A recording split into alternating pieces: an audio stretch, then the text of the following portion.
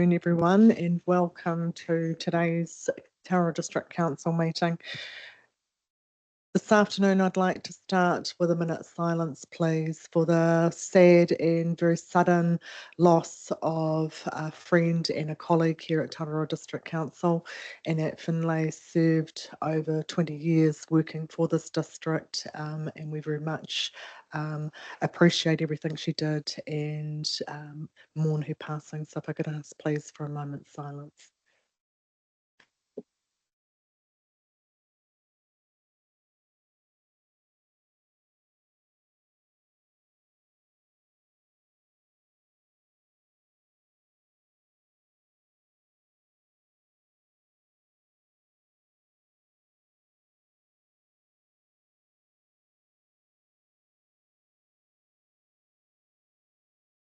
Thank you, everyone.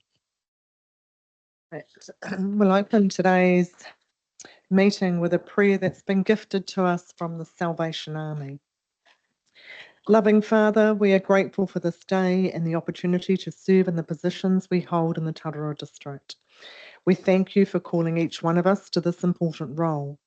On behalf of those gathered here, I ask that you keep us faithful to the purpose of leaders in the Tararua district. To this end, I ask that you remove anything from our minds and hearts that would distract us or cause division in this sitting. Please fill our hearts and minds with the ideas, visions, and words from you as we reaffirm our commitment to serving your divine purpose.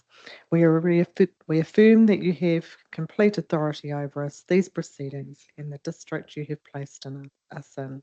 In Christ Jesus' name we pray. Amen. Okay. Just moving into apologies. I'll move the apology of Councillor Mike Long, who's currently overseas. Do I have a seconder for that? Thank you, Councillor Sutherland. All those in favour, please say aye. Against? Carried. And welcome to Councillor Naima Chase, who's joining us online unwell. So we certainly appreciate you listening. Right. Public forum. We do have some presentations. I don't have a public forum as such indicated today. Item 5, the notification of items not on the agenda. We do have one late item that I'm happy to move, and the late item is an item to adjourn with adjourning the item in 11.1 and 11.2, we require an extension of delegated authority. So that is because of that item being adjourned, we do require the second one. So I'm happy to move that. Do I have a seconder? Thank you, Councillor Johns. All those in favour, please say aye. Aye. Thank you, councillors.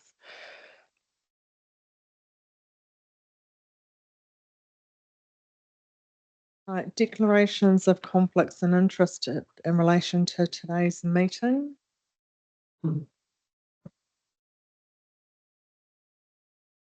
Good. Confirmation of minutes. Can I have a mover and a seconder, please, for the minutes on the held on the 26th of June 2024? Yep, moved Councillor Franklin, seconded Councillor Johns. All those in favour, please say aye. Go through those, page 5, page 6, page 7,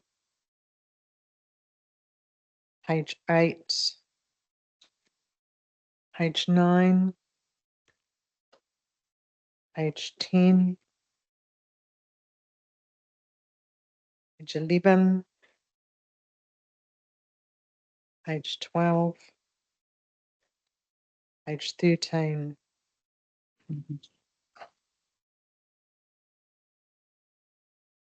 Okay.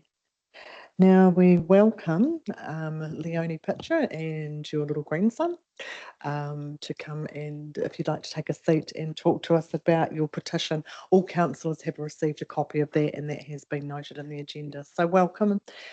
Just another reminder to pop your mic on, and if you need a hand with your little one, you just let us know. Kia ora koutou. Oh. Well, it started off, I just got home and I read the newspaper just before the school holidays.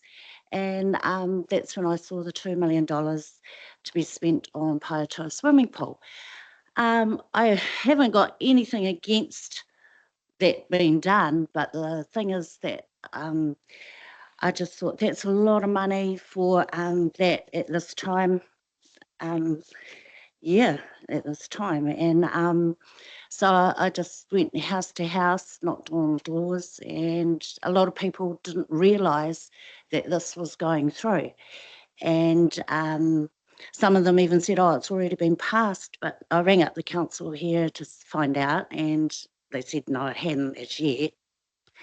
But yeah, so and I got a lot of people talking about the same thing, that the council should be doing this and that, and all good and well, but we realise that you are busy people and you've got other agendas to on the show. But yeah, so I just a lot of us thought that maybe our drinking water should be um, be able to drink it, but that's an ongoing issue as it's been for years really. And like through Woodville, because I travel a lot. I have 23 grandchildren, 5 children, and 5 great grandchildren. And so I travel backwards and forwards visiting them and that. So I go through a few towns, and like I went through Rangatia, and they've done a beautiful skate park. It's not a massive one or anything like that, and I don't know how much it costs them or anything.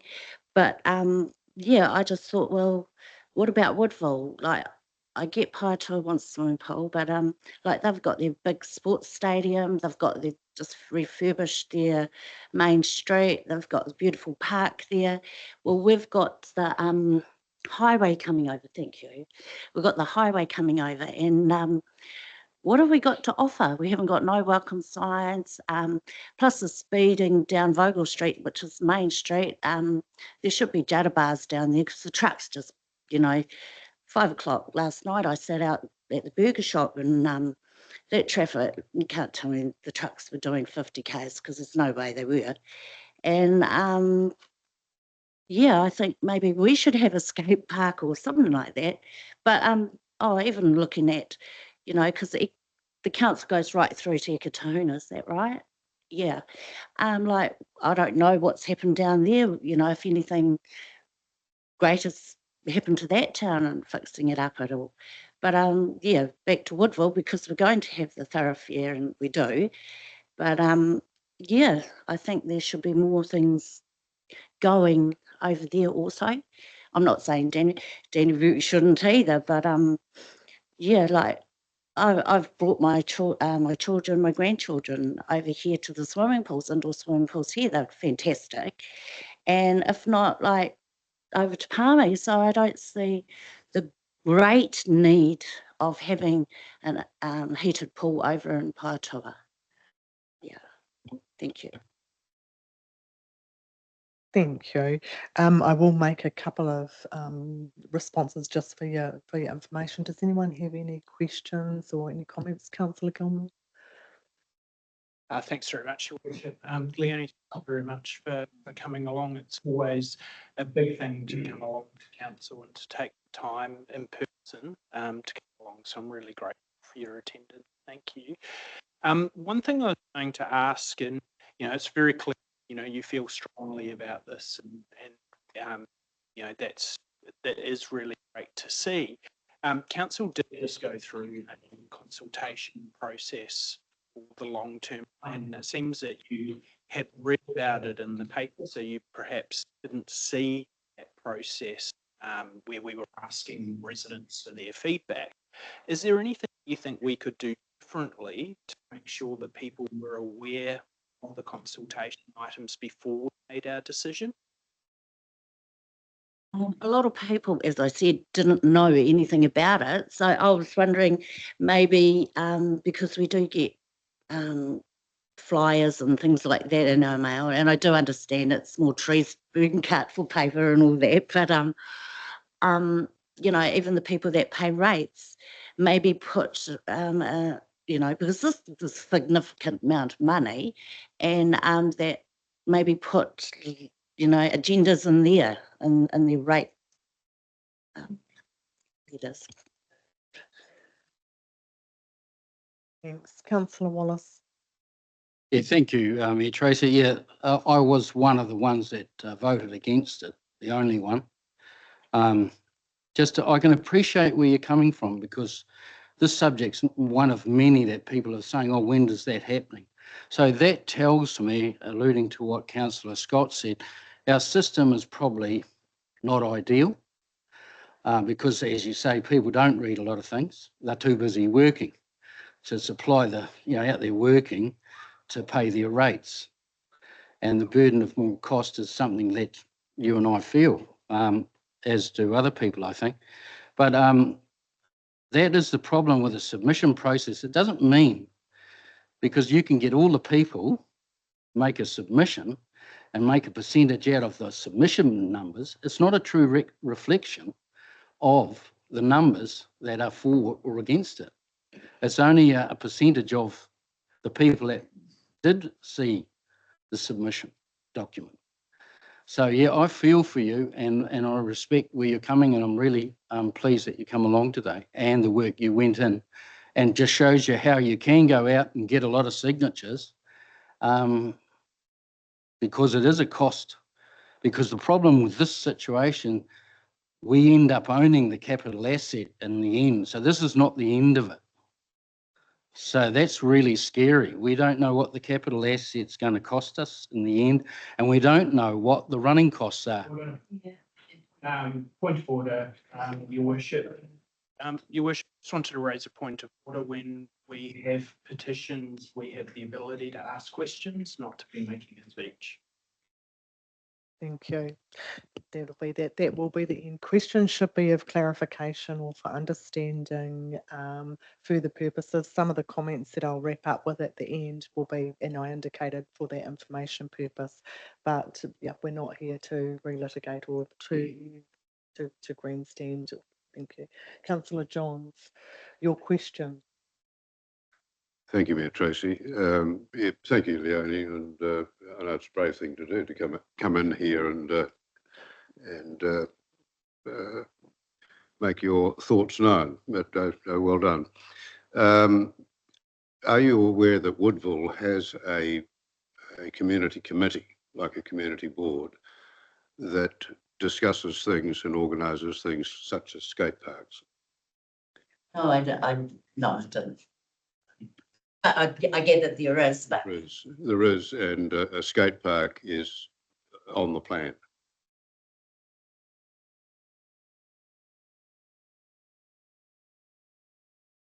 But I just suggest the first Tuesday of each month is the meeting of the Woodville Community Board, positively Woodville. You're most welcome to attend. We encourage residents to attend, to say exactly what they want and be part of the decision making of what's done in the town. But please come along. thank you for that. But the purpose of me getting out was only because of the amount of money that was going to be spent on the poll, and it's just the feedback that I got from the other people. But yes, I probably will start trying to attend these meetings because I am busy. Thanks. Thanks, Leonie.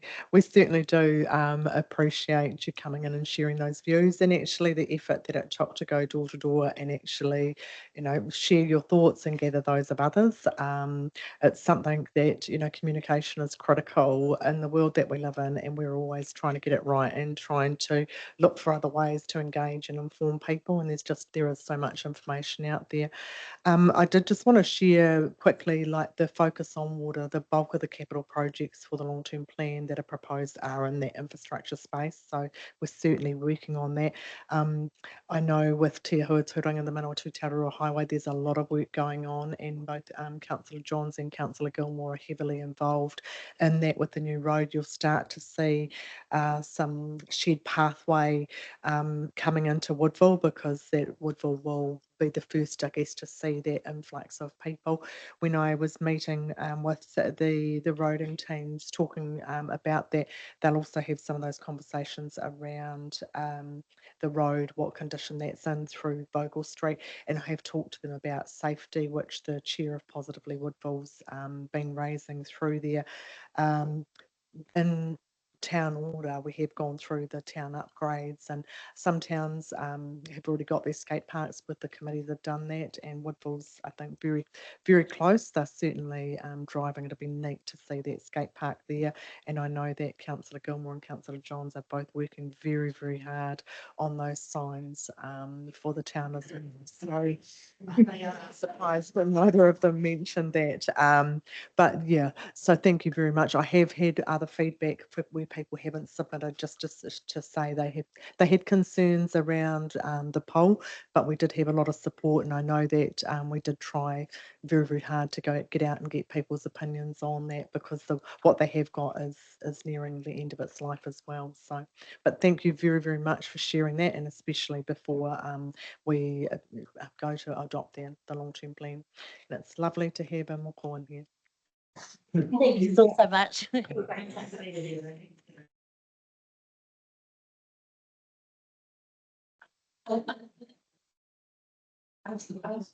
Councillors, could I have a resolution? Would somebody like to move that we receive that petition? Thank you. Moved Councillor Councillor Gilmore, seconded Councillor Wards. All those in favour, please say aye. Against? Carried. Right. Now, I did ask very kindly if, I think it was kind, if Dave Murdoch would join us here at today's council meeting, because when we launched the photo book, it was Dave's last day of work and he couldn't join us there. But I wanted to formally acknowledge the work that you have carried out for the Bush Telegraph and the Hawke's Bay today. And I guess the reason the photo book brought all of that home was the number of short stories and pictures that you've shared of our people and our places over many, many years.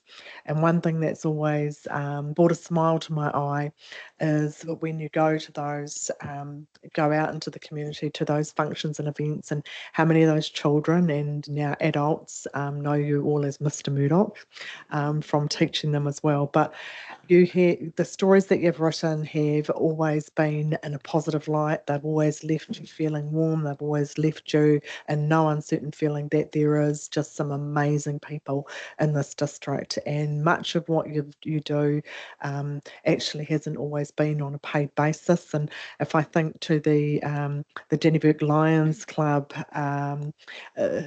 dinner at Christmas dinner, always makes me smile. And I say this because Dave multitasks.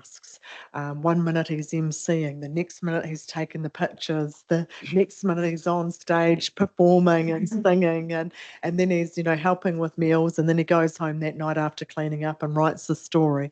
And that's you've done that just so many times over, and I didn't think that we could let you go without formally acknowledging just what we do think and how much we've appreciated that. And I know that we'll still see you around and about, and we wish you all the very, very best for your retirement. So here I have the very first copy of the book. Now, normally that would sit in my office, but on the inside, I have written for you. Just a note to say, with our heartfelt appreciation for the stories and pictures you have created for the Tararua district. And we gift this very first copy of the latest book to you, Dave. And if councillors would like to make any comments, you're also very, very welcome. Councillor Wards. Thank you, Your Worship. I think you've summed it up beautifully with the amazing history that Dave has managed to share. I'm in other areas with Dave, but one thing I always will remember is you sitting behind that media desk over the last 5 years that I've been on council, and watching you occasionally wade through trying to find some pearls of enlightenment or good news that you can include in your articles. And that takes some doing, Dave. I mean, I often get comments, how on earth do you wade through all that paperwork? Well, you've been doing it for a heck of a long time to be able to ensure that our community receives a synopsis and an interpretation of what goes on in this room. So many thanks, Dave. Councillor Cole. Thanks very much, Your Worship. Dave, I wanted to thank you as well. As a new councillor, you have been a constant fixture at just about every event I think that I attend, whether that be regardless of what town that is. I am really grateful for the stories that you've shared, the positivity you've been able to put through into the Bush Telegraph, to being able to cover our important things.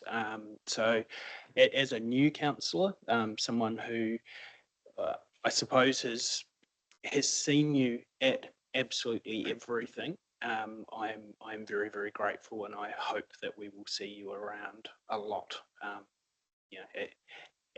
as the rest of the term progresses. So thank you very much, Dave.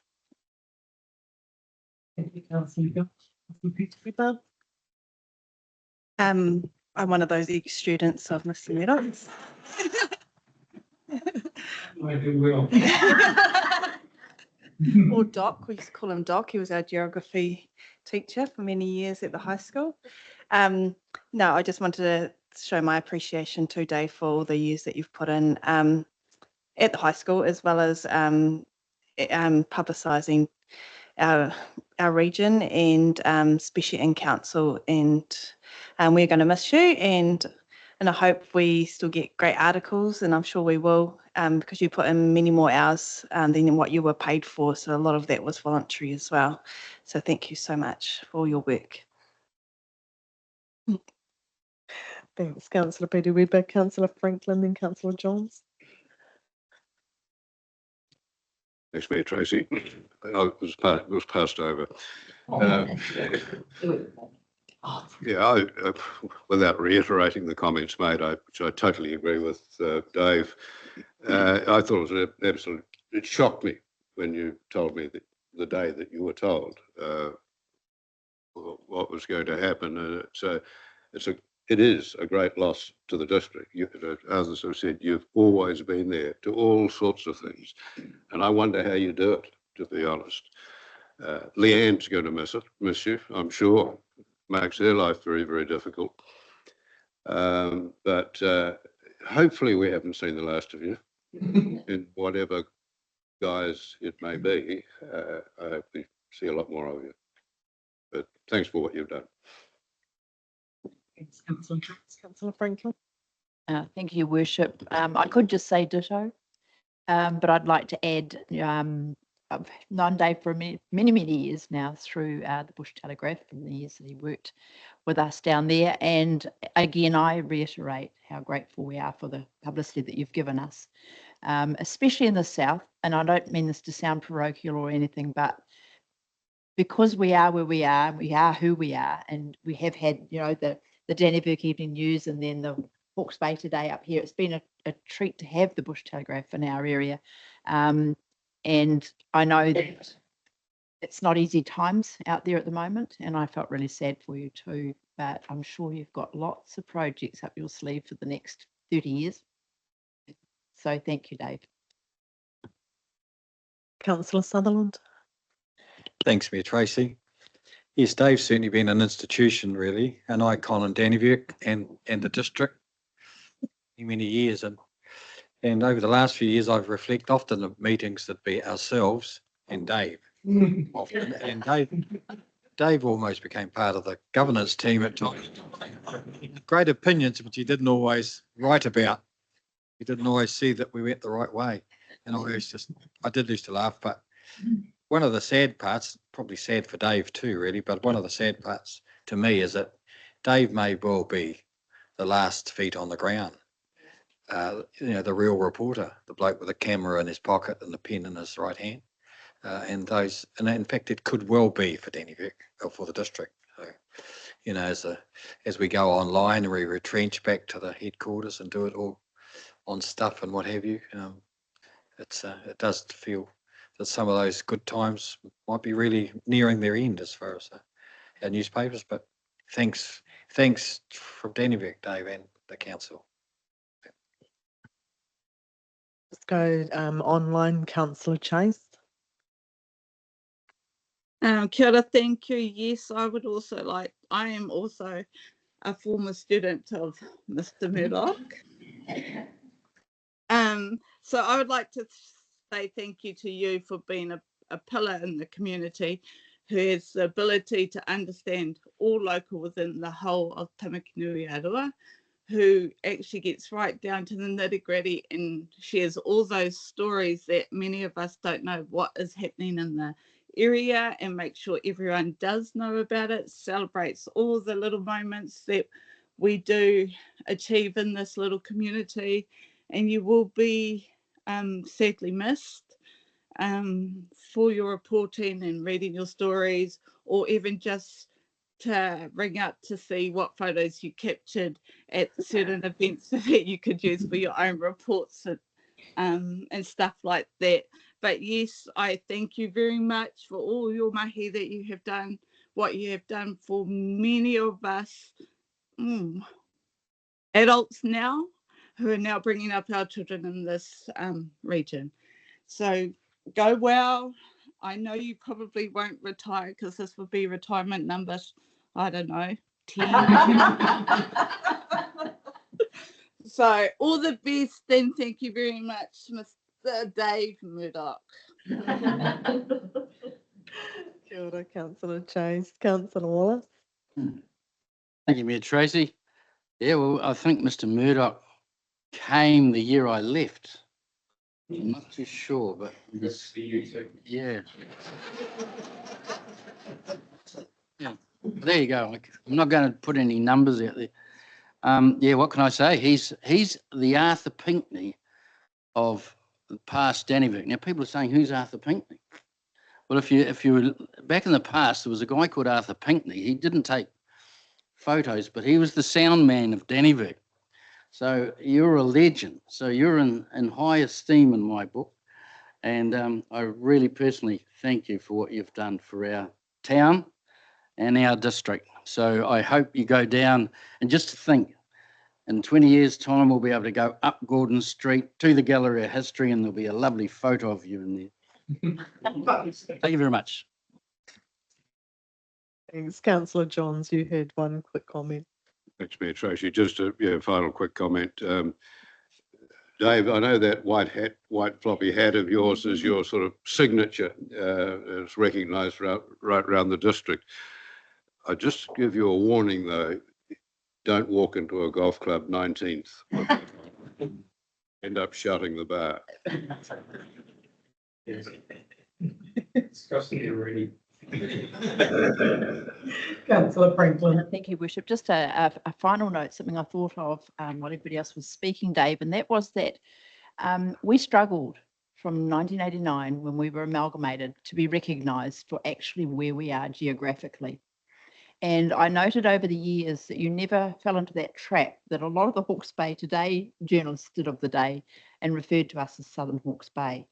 You know, that we were trying so hard to show where we are. And it was always lovely for the real estate agents, no offence, Kerry, because it sounded more glamorous to be in Southern Hawke's Bay than the Manawatu Wanganui region. However, I think Jared Mullender would definitely be saying thank you as well. So thank you. Thanks. Dave, I am pleased you wore the hat, and I think that for me, having a little height challenge, it was always easy to spot, and everyone in the community does. They go, "Where's Dave?" And actually, people could tell exactly where you were. So it is nice to see that you haven't lost your hat. But I do know how you've done this for so many years, and it's because you actually have a real love of people. And I think that's what you're hearing today. And I think just to share one funny moment, when we talk about being around the table, I can actually remember one community board, I think you joined the table and banged the table. So that did bring a smile to our face as well. So Dave, thank you very, very much on behalf of us all. And I leave you, I'm going to come and give you this book. And you must have been a very good teacher because you've given us 2 great counsellors as well.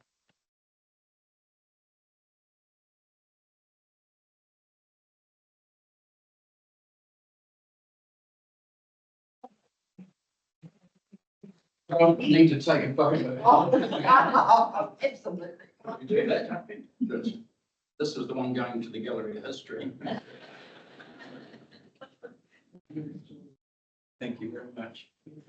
This is much appreciated. Every one of you guys in here worked for the town. And I was just an extension of that. And when I became part of, realised what was going on in the council, it's taken a lot of years to figure it out because sometimes, but when I realised what was going on in the council, I said to myself that the people of Dannyburg have got to know what the councillors get up to and what they do and the contributions they make. And that was one of the major purposes. But it was the same thing for the rest of the community. As I said when I wrote my little article in the paper, that so many wonderful people, and I said so many stories I found hard to believe, and that's because people were so great, and why shouldn't you write it and tell people about it? So that was all I did. And when you were talking about the things that I was doing, I was actually totally enjoying myself. As I said, I think I said it in the article, if you get to meet cool people and you get to record their stories and you take their pictures and then you put them in the Bush Telegraph and at the end of the week you see the end result, that's a pretty good job. It's very rewarding. So thank you very much. Sorry, we're going to take the photo again. I just checked your eyes are shut. You really.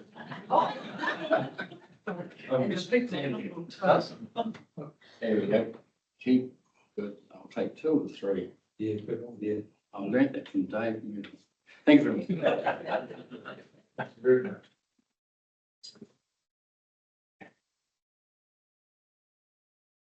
Yeah, Tracy, when I asked Dave at the Lions meeting last week if he was going to frame his white hat, he said he will continue to wear it.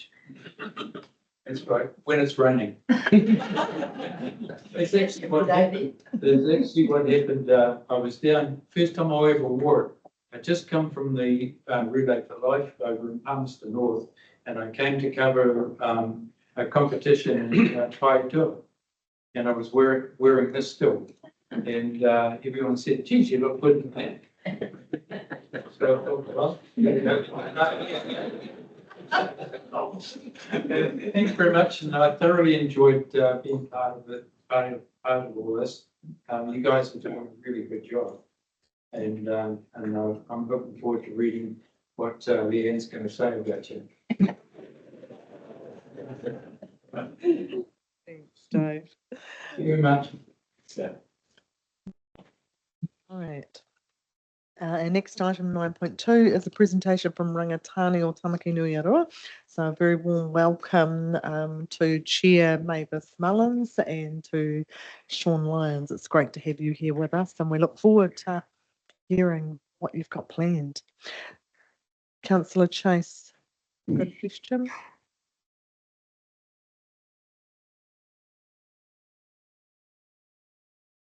No, sorry, I didn't put my hand down. Sorry. That's okay.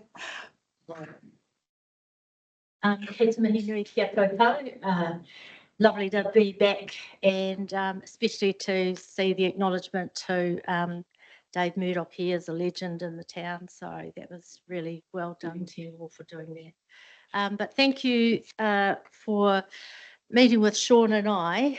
I'll talk a little bit about the first project and then Sean, but since settlement, we've been really looking at how we utilise the levers that we now have for the whole district. Definitely for our own people who are definitely in need, but I think one of the mantras we have is that if our people are to be vibrant, then we have to have a vibrant community.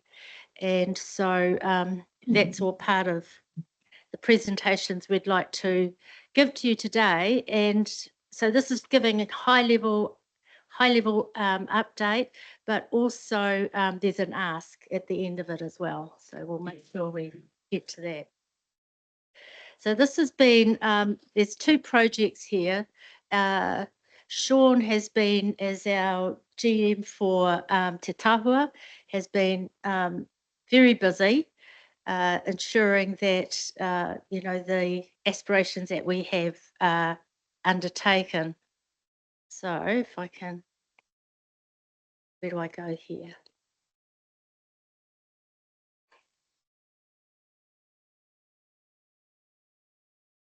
Right. So this is just a cover page, and it's always good. We always like to remind ourselves we've had a memorandum of partnership, not understanding, with Tararua District Council for nearly 30 years now. And if we read through that, it is about our commitment to each other to respect and support. And so these two projects really are practical kind of expression of how we see that we might be able to do better working in a partnership arrangement. So the first one is a solar farm project. So we were successful in acquiring a government grant through MB to pilot a solar farm. And the project is quite innovative because it had to be innovative. These were the last PGF type funding rounds. It had to be innovative and it had to deliver significant community value. And so through Sean and Callum Skeet, they've been working closely with staff here to understand what something like this might look like. And what we've been able to identify is that there's some underutilised land adjacent to the transfer stations, which would be an ideal location to host a modest size solar farm. Now, these big farms are, you know, they are what they are, but some of the research coming out is that more bespoke solar, smaller bespoke projects are looking to be a lot more embedded in the community rather than just these great, you know, these big ones. And we've got some here that will be feeding straight into the grid. Now, why does this site fit? And I don't want to read all of this. I think you've got these documents. But there's a couple of key elements around why the site around the transfer stations would fit. The first thing is there'd be no requirement for a land use change application, which is, you know, like the big RMA. It's, well, you guys know more about that than me, but it is onerous. It's also close to a major user, if you like, of power, that being the ponds themselves. It's a major user of power. And by having an infrastructure there, we see that we would be able to meet energy demand for approximately 57%, I think it is, with the solar, because obviously the nighttime stuff, there's no generation happening there. And then the other project that Sean will talk to a little bit further after this is a waste minimisation project. So it is about utilising land that's already in scope, if you like, and underutilised and potentially won't be able to be used for anything else. So here's where we've kind of scoped. There's been a couple of sites we've looked at, and this is, as you can see, just below the transfer station. That's the road. That's the pound there, isn't it? Down in that right-hand corner, down the bottom right. and you can just see a part of the road weaving up into the actual transfer station. There's that land there where solar panels could be sited. They would cause no distraction to residents or to any other businesses, and in that surrounding location. And Sean, jump in if you need to. So some of the benefits, we'd be able to. So the way this works is we create, or we capture the energy created by the solar farms. It then is there for usage at a competitive rate for a high energy user, which is Tararua District Council with the sewerage ponds. So the first benefit would be that we would be able to offer a very competitive rate for electricity for the waste plants. The second one is there'd be no capital or maintenance input required by council. We've looked at how, and it's not me, obviously, our technical people have put this together for us, but there is the potential there to fix the rate, the price rate for a few years, and I mean that would all be part of the negotiation. Carbon offsets could be recognised as a result of the system. And then again, just how I think it's really important that we really do demonstrate that we can work together for greater benefit. Oops, going the wrong way, sorry. Community benefits. So this is the second part.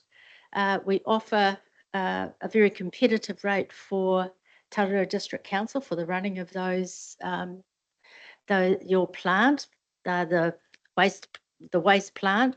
And then what we do with that revenue stream is that we channel it back into the community. Some of you may have heard of No Maira. They've come into the market as a social enterprise distributing to, what do they call it? Power Poverty Whānau.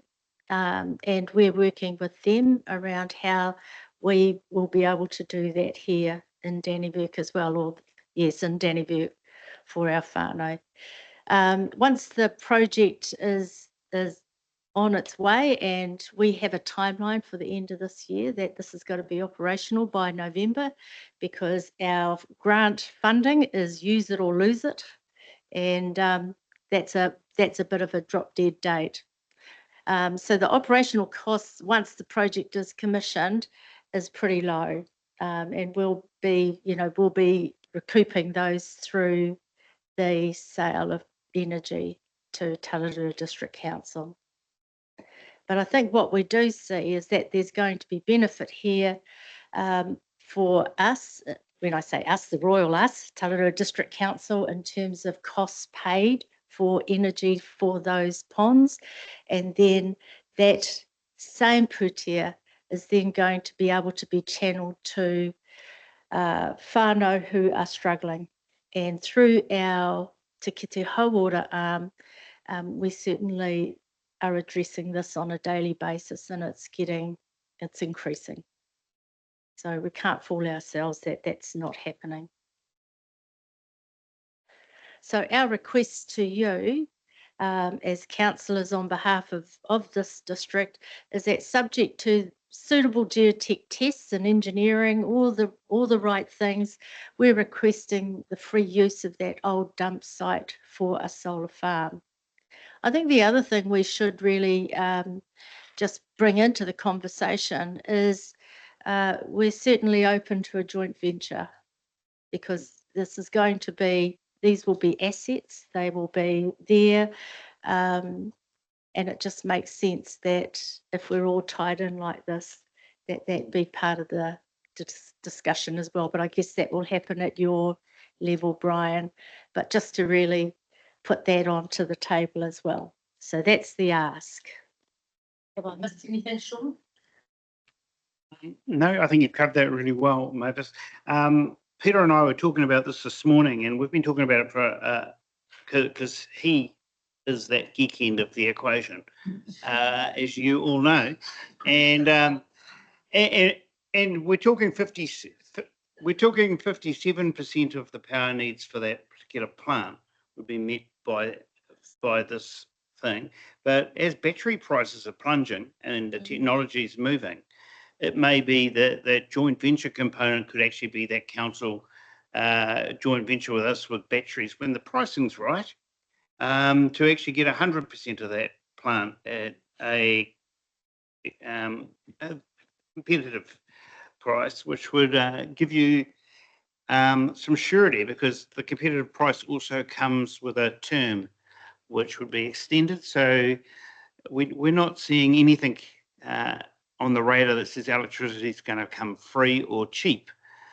Demand for it's increasing. So if we've got longer term contracts, there's also benefits to get surety there. And that's good for everyone. Surety is a good thing. There's no particular magic in this. It's a case of us choosing to do something that just is good for the planet and good for our people and good for everyone, really. We can't see a downside. And the fact that the government's happy to give us the money to make it happen in our region is a good thing. Moving on to the second part, and we largely, this came about actually from Chris Chapman getting into my ear over a jug of beer, like he had a habit of doing, and we're talking about the issues of getting rid of waste. And as we all know, good ideas all happen at public bars, and they did that day, and we identified a opportunity to apply for a grant that would divert green and food waste from landfill. Okay, and that was so we went for it, and we got awarded this by the Ministry for the Environment. And as we started digging into it, we found there was really no commercial quantities of food waste in your region. You're not big producers of it, and the people who do food waste recycle it and make it into pet food and those sort of things. So we looked at what would be the other waste forms we could, and the biggest problem that most small councils in New Zealand have are your sewage sludge. It's not a product that most people really want to brag about. Many councils have bags of it lying in paddocks, and they hope unicorns are going to take it away in the middle of the night. And it's a significant financial risk to you.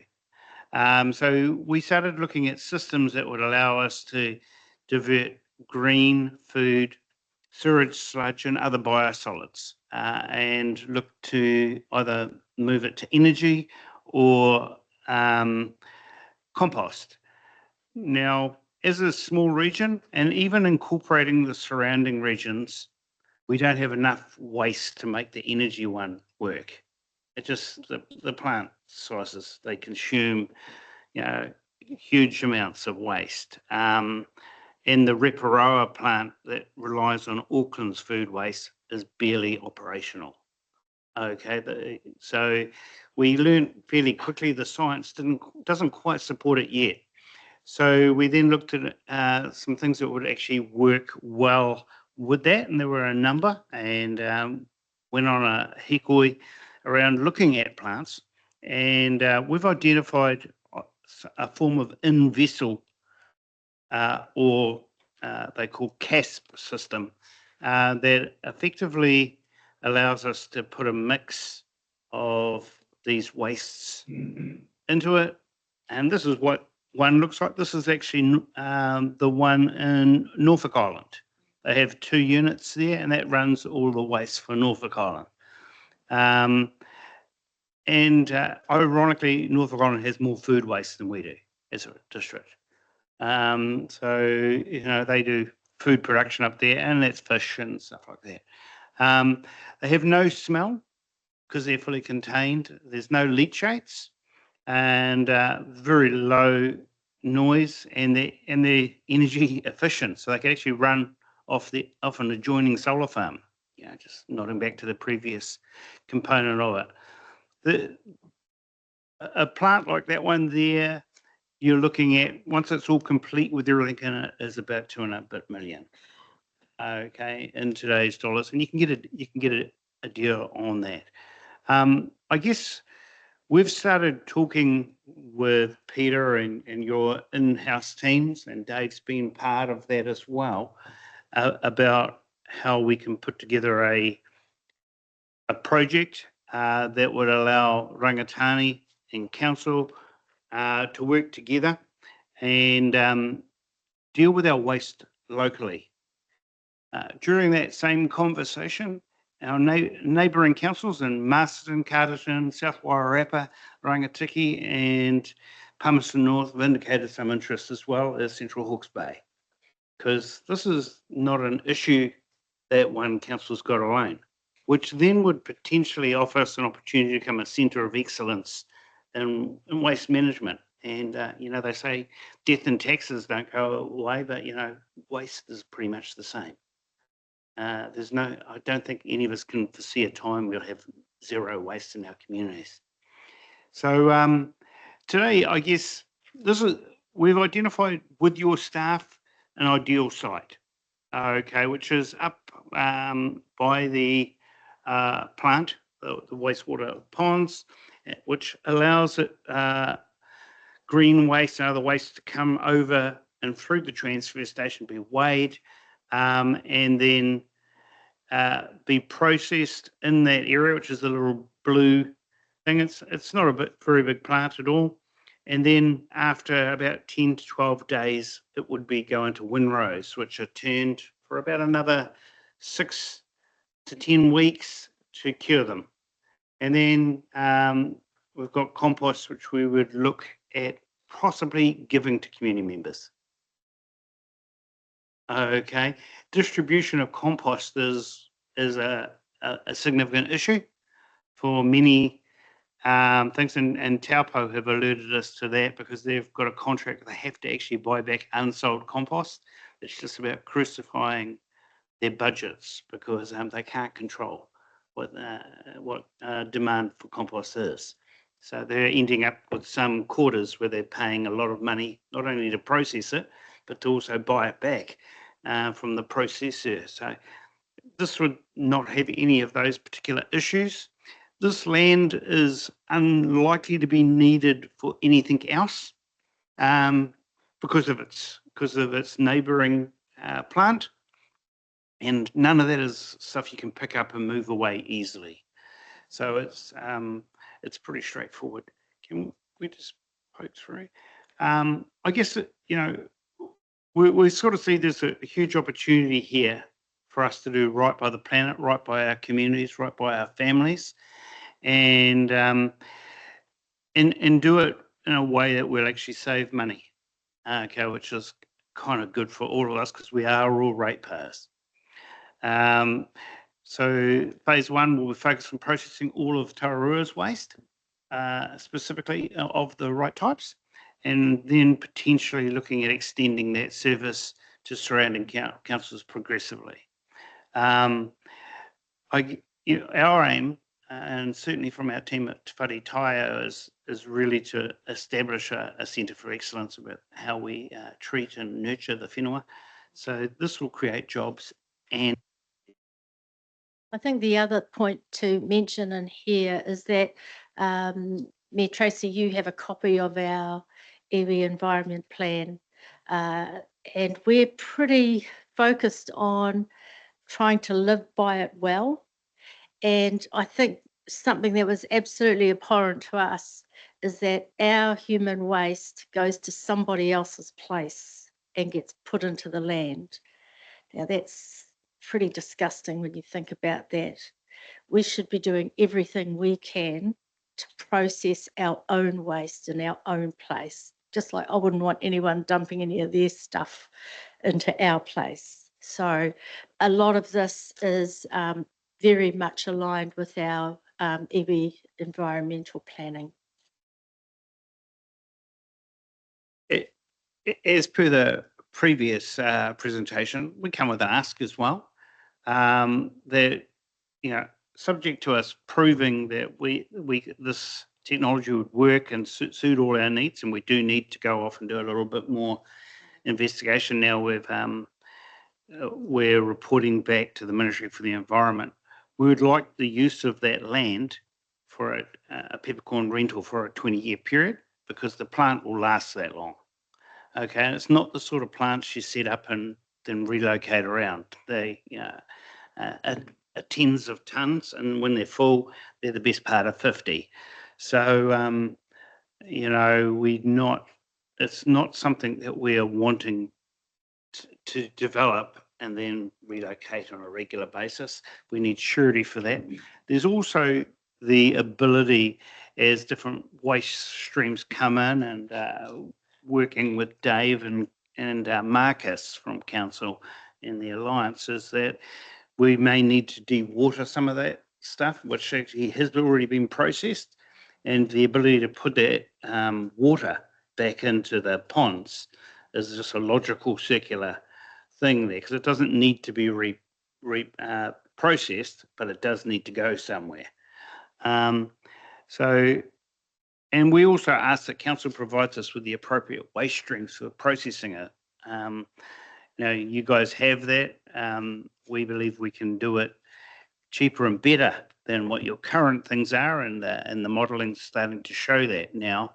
But you wouldn't go off and spend this sort of money on a plant if we had doubts around a consistency of waste stream. So we are looking for a long-term commitment on both sides. Again, we're very keen to have some form of joint venture with council on this one. And that's really more a conversation about what each party can bring to the table, because it doesn't necessarily have to be cash. Any questions? Before you do, so the MB contract for the solar farm, we've been able to attract $1.2 million to get that solar farm operational. And then for this waste feasibility and investigation, it's been something like just under $1 million as well. So, we've been able to bring some serious investment to help us solve a problem, or solve a couple of problems that we have in our region.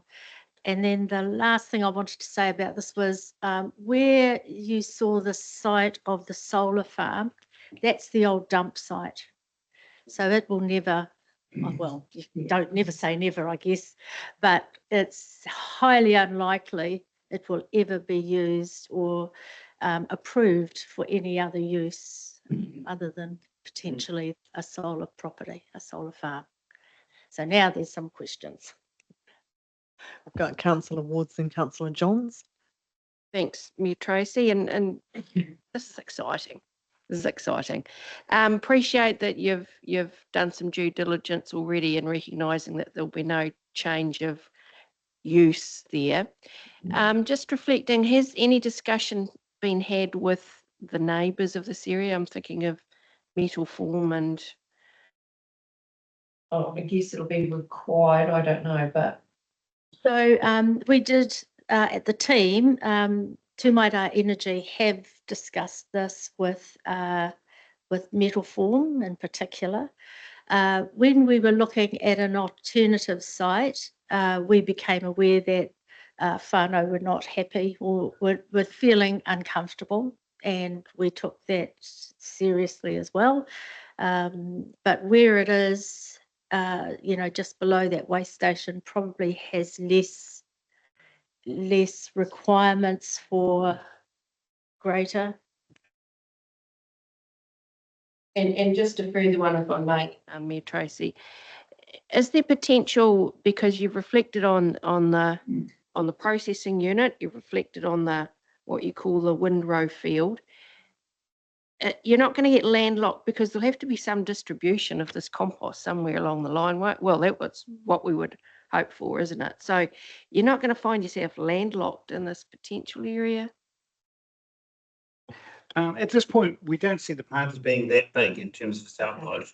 Okay, and when with distribution of materials, you'd actually keep those people within the transfer station perimeters, because it keeps your health and safety stuff there. And people are bringing it across the weighbridge, they're paying for it there, and so they're paying a gate fee at that point. When they leave, they could actually come around and somebody can get a scoop into their trailer. So, there's also safety around the ponds there and all the stuff that we need to maintain. We're reasonably comfortable. There's other components to all of these things.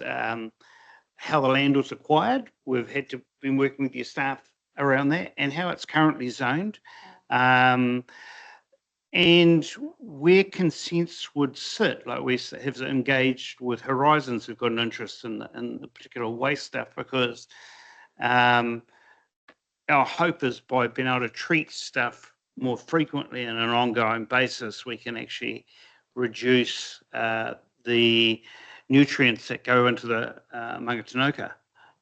Is it Mangatanoka? So then that has consequences of no longer getting abatement notices.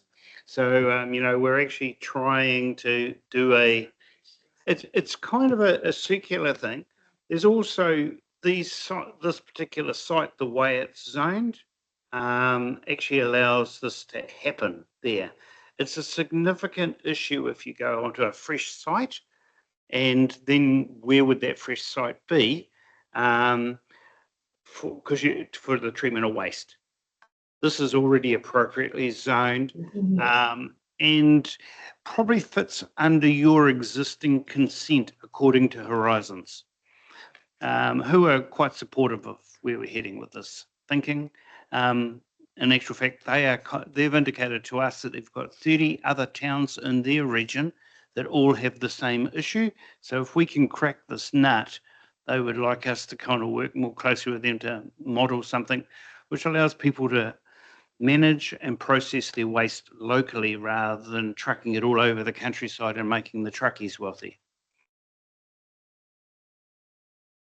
Just one final thing I should have added before is that we also contracted Malcolm to look at some of the economic impacts that, plus and minuses.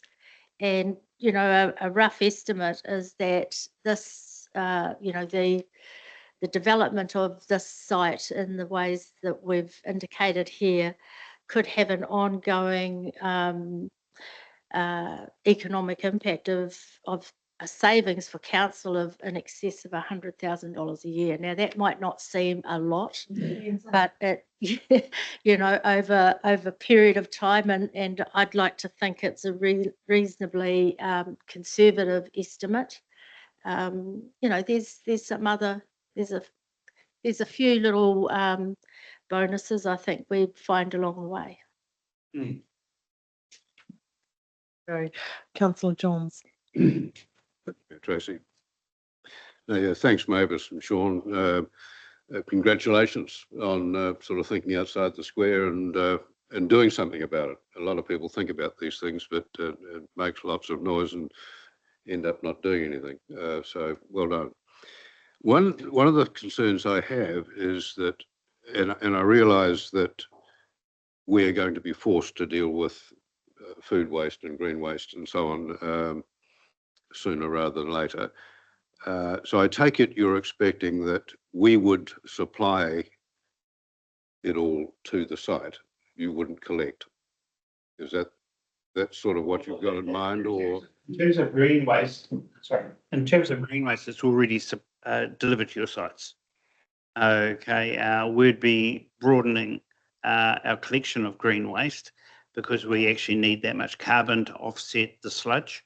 You would collect from various sites. I imagine we'll be actively talking to people like arborists, and we're already talking with Kiwi to supply us with a cup, because you need, like making a cake, you've got to put the right inputs in to do, and we still need to do a little bit of science on your sludge, actually the configuration of it, because Interestingly, there's no standards in New Zealand for the treatment of sewage sludge at all.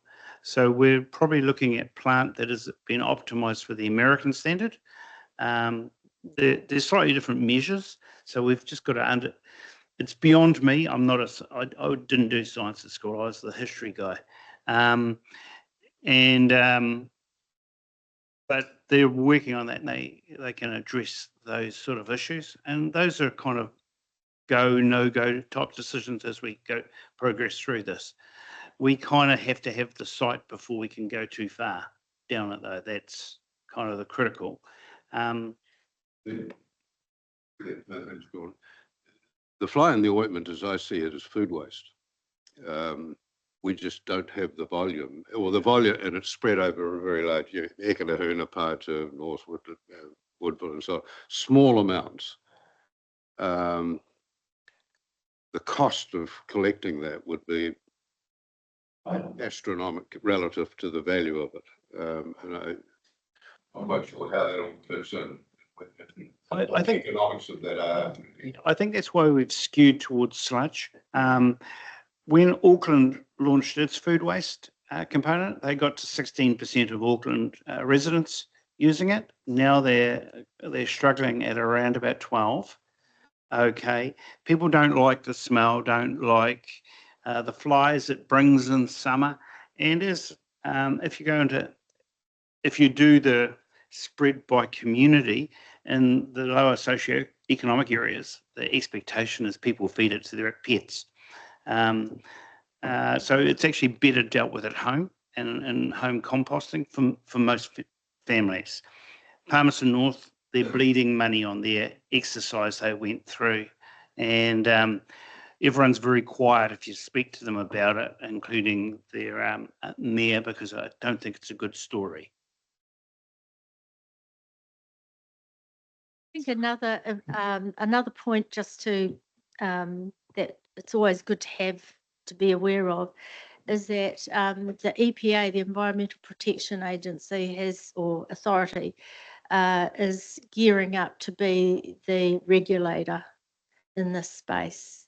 So things are going to get tighter, and I think that the opportunity to move sooner rather than later is going to be something in our favour. But this is still very much research and pilot. But the other cool thing we've got is the manager who came out of MFE associated with all of this waste processing is now one of our key advisors as well. She's come on board and is quite excited about. So she approved our application in the first round, and now has come on board as a independent advisor for it. So that gives us confidence as well that we're moving in the right direction.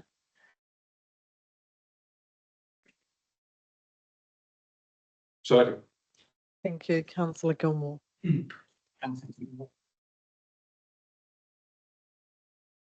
I've just got two quick questions with your permission, Your Worship. The first one, looking at the solar farm piece and mentioning a few times looking at a competitive rate for council. And I suppose in my mind, I'm just trying to work out what that means, a competitive rate, because it could mean a couple of things, right? A competitive rate could mean it's aligned very closely to the current market, or it could mean quite a nice sharp discount for council and for the ratepayers. So when you're talking about a competitive rate, what without the amount, of course, but what are you envisioning a competitive rate would be? Would it be a sharp discount, or would it be aligned to current market? I'm sure we're thinking about the sharp one, but this would be all open to negotiation. and being able to lock in is also a big part of how you might structure a negotiation. But let's just say we're all one here. We're all in the same boat. I mean, we are doing this for our community.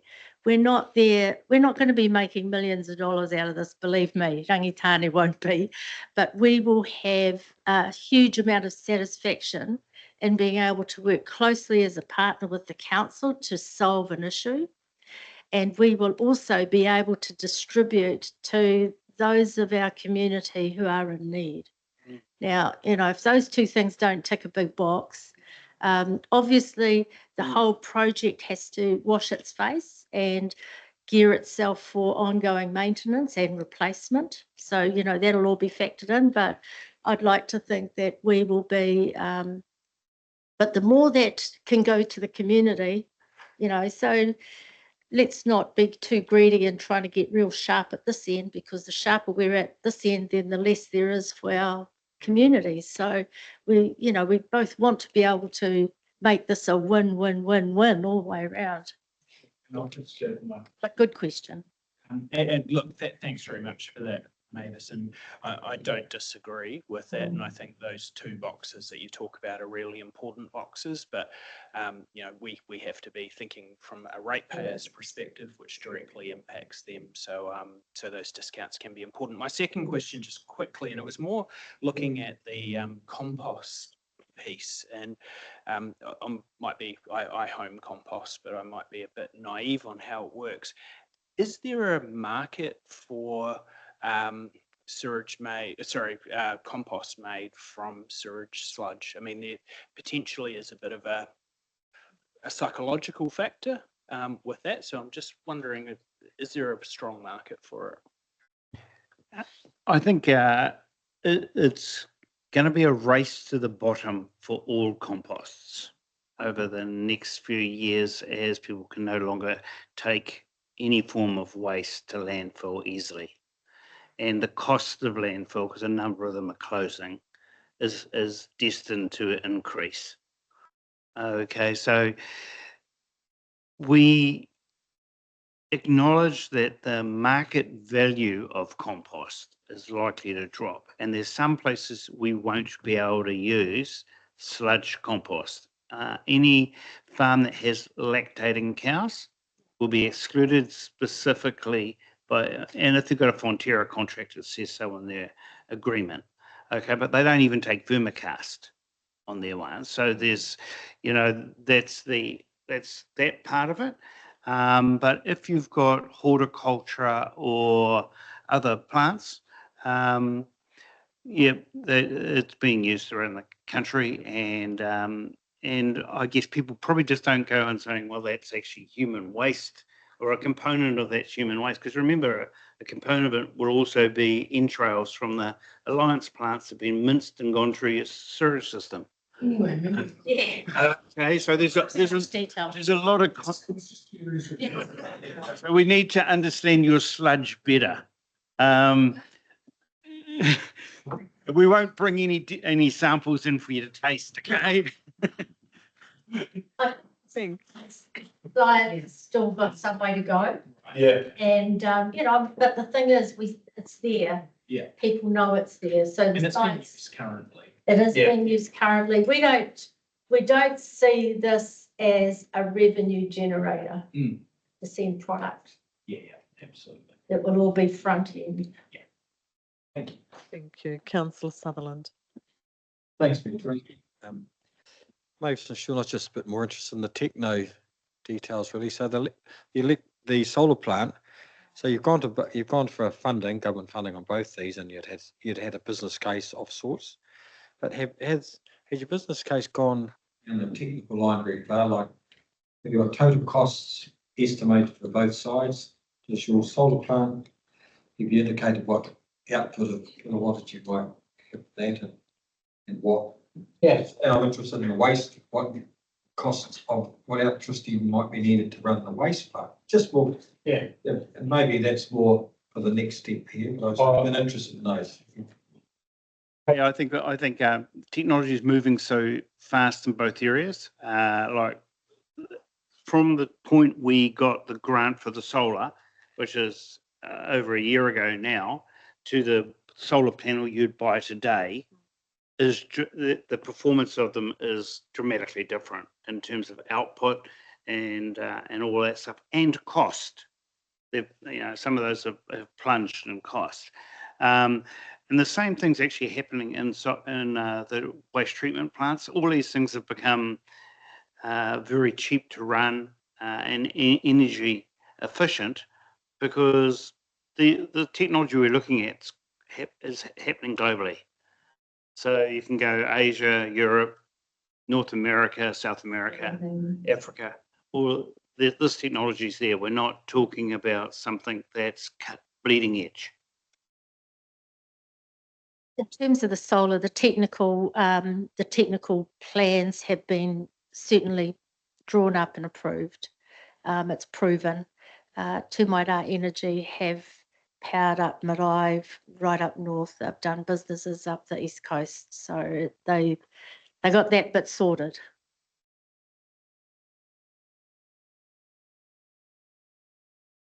Are there any further questions? Otherwise, would someone like to move, and we could suggest to the Chief Executive that he brings the paper back to Council so that we can have some options around those lands and come back. How is the next Council meeting okay for that? I could look at the infrastructure matter, but I'm not sure how much time the Chief Executive will. When would that actually be practically? So if the Chief Executive, without putting pressure on, could have a paper, it could go before the Infrastructure Committee, otherwise the Council meeting at the end of the month. So infrastructure is which date? The agenda setting meetings this afternoon? End of August. Could I suggest an alternative? In an ideal world, we actually need to report back sooner rather than later to the two government departments in terms of MB and MFE. If we have a letter of intent to explore this with us, that probably would be happy for both government agencies, for the use of the intent to work with us on the use of the land and stuff like that. We have to tick boxes and countless numbers of boxes with both departments. And then that would probably see us right through to the next council meeting. We just got to take some heat off. Would also move that a letter of intent be sent to Rangatani along the lines suggested. You can word it appropriately. And a paper to council for the following council meeting or committee meeting, whichever is appropriate. St John's, Ellie, do you want to read? Tracy, sorry, am I able to ask a question? Arahamai, Councillor Chase. Sorry, we've got the presentation on screen. If you want to ask a question, if you send me a text, I'll do that. But absolutely, if that's okay, Councillor Johns will just hold for the question. Councillor Sorry, Chase. I think this is quite exciting. I just wanted to know if you have any infrastructure cost of what it would cost us for any surplus energy to the grid, because that excites me with the fact that it could actually go out to our community. But what would the infrastructure cost be to get that excess surplus energy out to the community, and where is the closest grid to the new proposed plant, and whether that pipeline for the grid can actually take more power? So we're not the technical, thanks for the question, Naoma. We're not the technical people, but the way, as we understand it, the technical people are talking with ScanPower, who have been aware of this program the whole time. In fact, they were an endorser and were part of the initial application. The big secret to this thing is not to let it get to the grid, because you don't, you don't really get much once it gets to there, which is why you want to site these type of solar farms next to a high energy user, because then that's where the real benefit goes to. So your question around how we get it out to whānau, to our community, and that's by using the network of No Maira, who are a retailer. And it's not going to be that easy. There's going to be, what we've identified is that there's going to be a bit of pastoral care that's going to have to be involved in switching whānau, or they won't even be switching. But there will be some paperwork that will be required. They won't get money off their power bill, but they will get a credit. So, and it's, don't ask me how it actually works. We're meeting with No Maira ourselves, the not Tūmaira, Rangitani here, so that we get our head around it. Tūmaira have used them in the past, so they know, but we will probably be the ones left to do the pastoral care and all that requires the whānau to sign over. So, we want to just be very clear about what our role is going to have to be in doing that. Thank you. Thank you. I've got two further questions, Councillor Watson, Councillor Gilmore, and then look for a second. Yeah, thank you, Tracy. Exciting. You actually said in your presentation that it was going to produce 50% of the energy required, so it's not going anywhere. So you're cutting the costs. That's good. Yeah. So and in essence, it's not generating. It's only staying in house, but it's reducing. Yeah. I just don't know if everyone got that. So. Yeah. What's going to be? What's the kilowatt rating? Yeah. What was somebody mentioned the kilowatt rating of the field? 1 megawatt. Yeah. So it's not a lot of energy. Gigawatt. Sorry. It's not a lot of energy, but it'll be good for down there. Yeah. Thank you. One of the exciting things of, proving the concept, we could go to other high energy users in our district. It's, there's opportunities. Yeah. Gilmore. Thanks very much, Your Worship. Just have a question through you to the Chief Executive, if that's okay with this proposed motion. So to the Chief Executive, do you see any risks at all in us passing a motion without more information with a letter of intent? I just want to make sure from your perspective we're covered. Through Your Worship, no. In fact, I think Peter Wimsett has already warmed his pen up in that regard, in anticipation of that being moved today. I think at the end of the day, it is an in principle sort of support, subject to the resolution that will have that information that will come back at the next council meeting. Thank you. Ellie, could I get you to read the motion that's been moved by Councillor Johnson, seconded by Councillor Gilmore? That the council provide a letter of intent to explore the two projects, and I'll detail those in the wording, with the Rangitane o Tamakinui-a-Rua, and that the Chief Executive be asked to provide a report to the next meeting of council. All those in favour, please say aye. Against? Carried. Thank you very much. Yay. Just say it is fantastic to have that partnership, and I think what you bring today shows and demonstrates all of those years that actually have led to this point, and it's fantastic to see the innovation that is coming from that and the opportunities for this district. So congratulations. Thank you. Thank you. Councillors, with your discretion, we have item 11.3, the request from funding from the Denny Burke Fairbrother Trust. And I note that Murray and Beth Holden are both present here today, and they have been incredibly patient. I just wondered, councillors, if we were able to move that item up so that... I'd like to move the motion here for spoken. So I'd like to move it, please. On board. Thank you.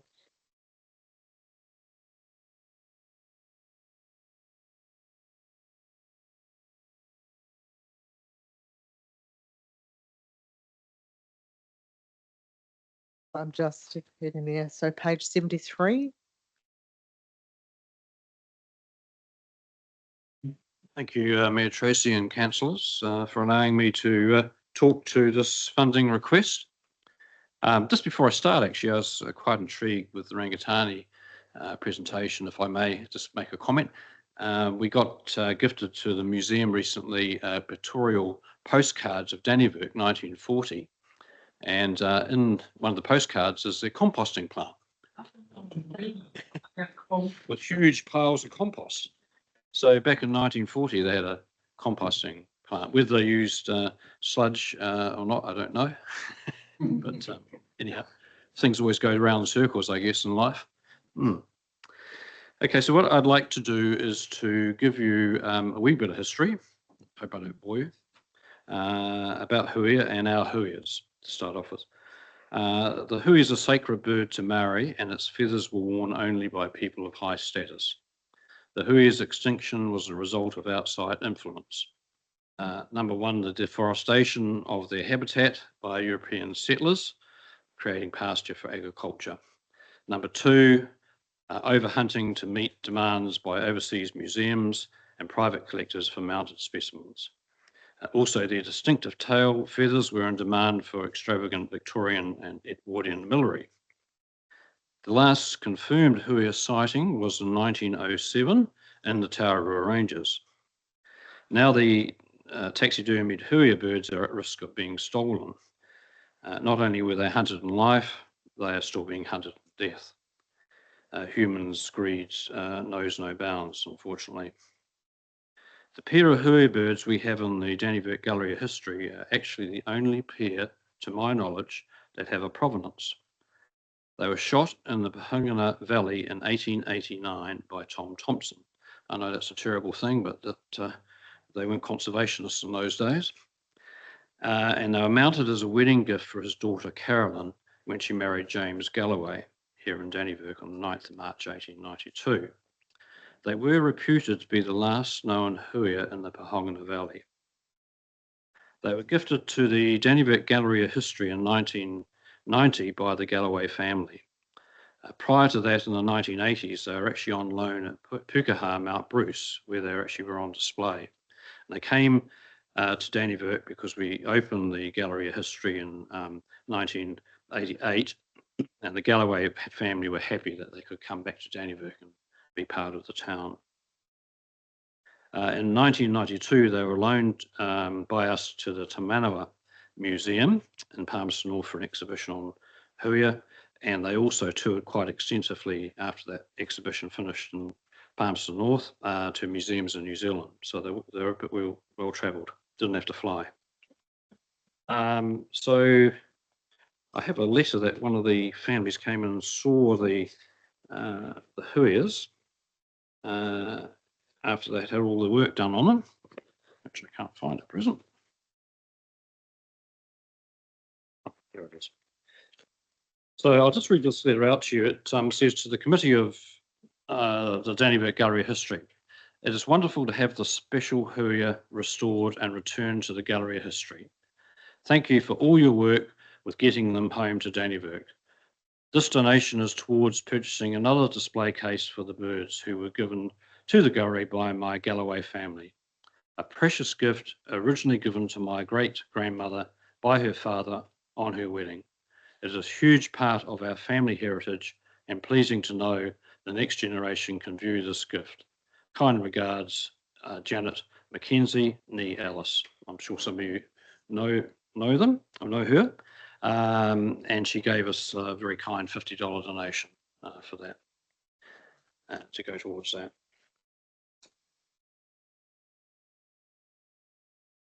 The male huia sadly had 12 of its tail feathers stolen in 2012, and an attempt was made then to steal the female's tail feathers, which was unsuccessful. The male huia feathers have never been recovered. The gallery organised and paid for him to have replacement feathers, which are actually made from turkey feathers.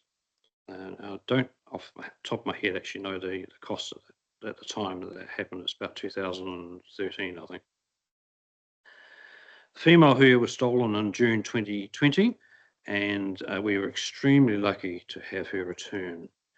I know of a female who was stolen from the old Foxton Museum before they put their new super duper one up and opened in 2018. It was stolen in 2012 and it's never been recovered. When we got our bird back, she was actually in a dreadful state. Her neck was almost severed and she was missing her left leg. Te Papa's museum's object conservator, did a marvellous job to reattach her neck, and they very kindly did that free of charge for us. A new leg was beyond their capabilities, so we approached Weta Workshop in Miramar, Wellington, to 3D print a leg for her. That was the only way of actually doing another leg for her. They are probably the preeminent 3D printer people in New Zealand. They can virtually make anything down there. Incredible place. This was done finally in December 2023. We had to wait till they had the capacity to do it. They're extremely busy down there most of the time. They're quite intrigued with doing this work, and I never worked on something so small. They generally make large stuff down there. We've actually, Beth and I were treated to a backstage, I suppose you could call it, tour of Weta, and what they do there is absolutely mind-blowing, and the people that they have working there and the skill level they have is just mind-blowing. So they did a trial print to start off with, and then they did the final print. They said to us that they would do this free of charge, which they did, and we're extremely grateful for that, because I'd hate to think how much that actually would cost, the time and effort they went into it, because they actually had three of their people working on it. They actually don't want that particularly widely known because they'll be getting requests left, right and centre for people to do things free of charge, so stays within these four walls. We also decided after they'd done that, and that was completed in December last year, to renovate the original display case they were in and to remove the organic vegetation that was in there. It was actually really starting to smell, and there's lichen and twigs and leaves to look like a forest floor, a bush, what we find in a New Zealand bush. Weta gave us a discounted price of $3,500 to do this. The case they were in actually also had borer, quite a considerable bit of borer, so they put a timber veneer over the actual case as well, so that took quite a bit of time to do. So finally our pair of huias were reunited in the original display case in February of this year. We've also put in a state-of-art CCTV system, far better to the one we had, which was really just cobbled together, with more cameras into the museum, and that cost us nearly $5,000 to do that. So we have been investing what little money we have into the huias, because they are a special part of our museum and a special part of Tararua district, not just Dannevirke. So why do we need a secure display case? We want to display our huias in the original display case and put it inside a super secure display case to ensure they don't get stolen. Feathers don't go, because bearing in mind the female still has her feathers, her tail feathers. We want to keep this taonga safe and on display so the people of Tararua district and New Zealand and also our overseas visitors can see them. The huias that were in the Ruahine area, it's widely understood, are actually larger than they were down in Tararua, and they went right down to the Rumataka area as well. So our huias in this area are actually larger. If you compare the two, between Tararua and Ruahine, you'll see what I mean. Huias now are becoming extremely valuable, if you could put it that way. A female huia sold at Cordy's auction house in Auckland in 2023 for $80,000. A pair of mounted huias sold in the UK last year for £222,000. That's equivalent to about $470,000 New Zealand. That was actually a world record for a pair of taxidermied mounted birds. On it goes. A single huia feather sold at Webb's auction house in Auckland in May this year for an incredible $46,521. Now, bearing in mind, our female has 12 tail feathers. We could probably pay for our back strengthening. We wouldn't do that. We wouldn't do that. That was reported around the world, and the Guardian newspaper in the UK said that the feather by weight is worth more than gold. That was the headline. There was actually very highly competitive bidding and a huge interest in the auction. And I understand it did actually go to a New Zealand buyer. So the previous world record for a single bird feather is a huia feather again, and that was sold by Webb's auction house in about 2012, I think it might have been 2010, and that was $8,000. So you can see how they just, yeah. Last month we had three suspect visitors in the museum, which we were concerned about their behaviour. Obviously watching them on our CCTV, they were definitely scoping out the museum. We had given the Dannevirke police photos from our CCTV. They know one of the suspects and advised us to take the huias off display pending a more secure display cabinet. Sadly, we have had to do this. Finally, if I may be so bold, Gwyn Fairbrother for many years was a member of the Dannevirke Gallery of History and took a keen interest in what was happening at our museum. I was just talking to Dave Murdoch before the meeting started here, and he said, I'm sure Gwyn would approve of the $5,780 we're actually asking for to secure this display case for the museum. I think that were you able to get the photos up? Presentation ready. I have to use this, okay? Gee. For them, you can. CDC. Top one. Red one. That one? No. Next one.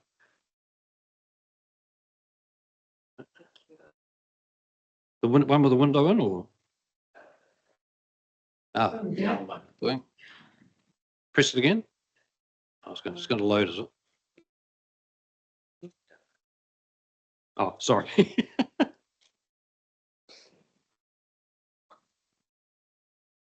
BC, before computers. Have you got it specifically insured, or is it part of the insurance policy for the whole? No, we can't. We couldn't afford to do that. We Very much like to. building, nothing is insured. So this is the huias as they were in their display case before. Obviously, the female got a new leg and her neck was repaired. You can see all that organic matter. It's like a forest floor. It looked pretty ugly, and so this. Oh, not going. No. Yeah, Okay. Okay. I'll just tell you when.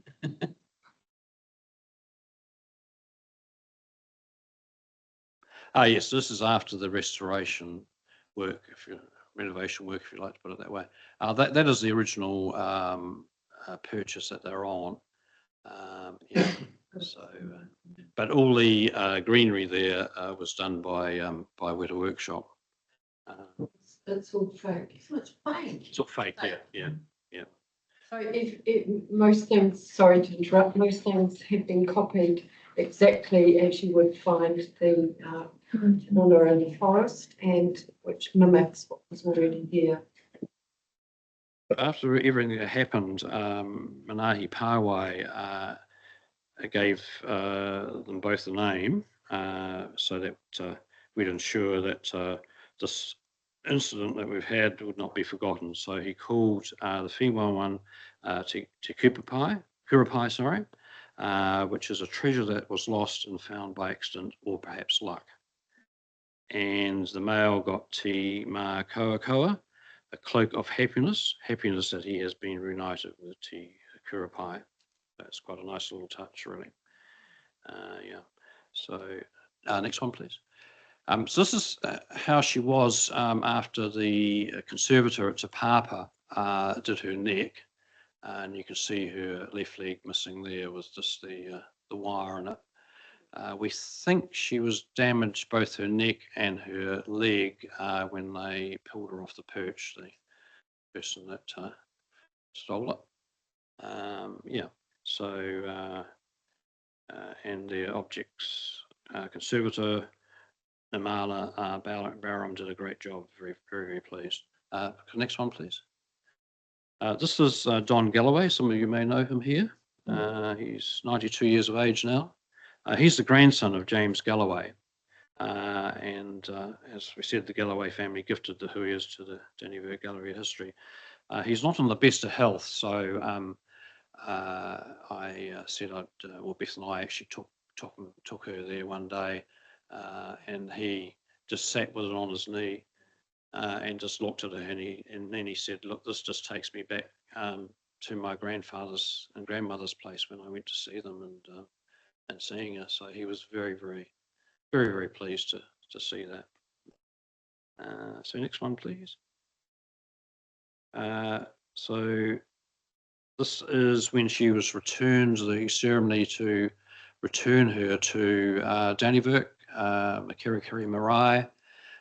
We had two iwis and a hapu, Ngāti Rakawa, Tiatiwa, I think it was, Tracy, and Ngāti Hua, which is a hapu of Ngāti Rakawa.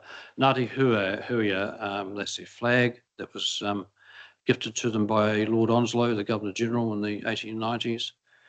They are the protector of huias in New Zealand.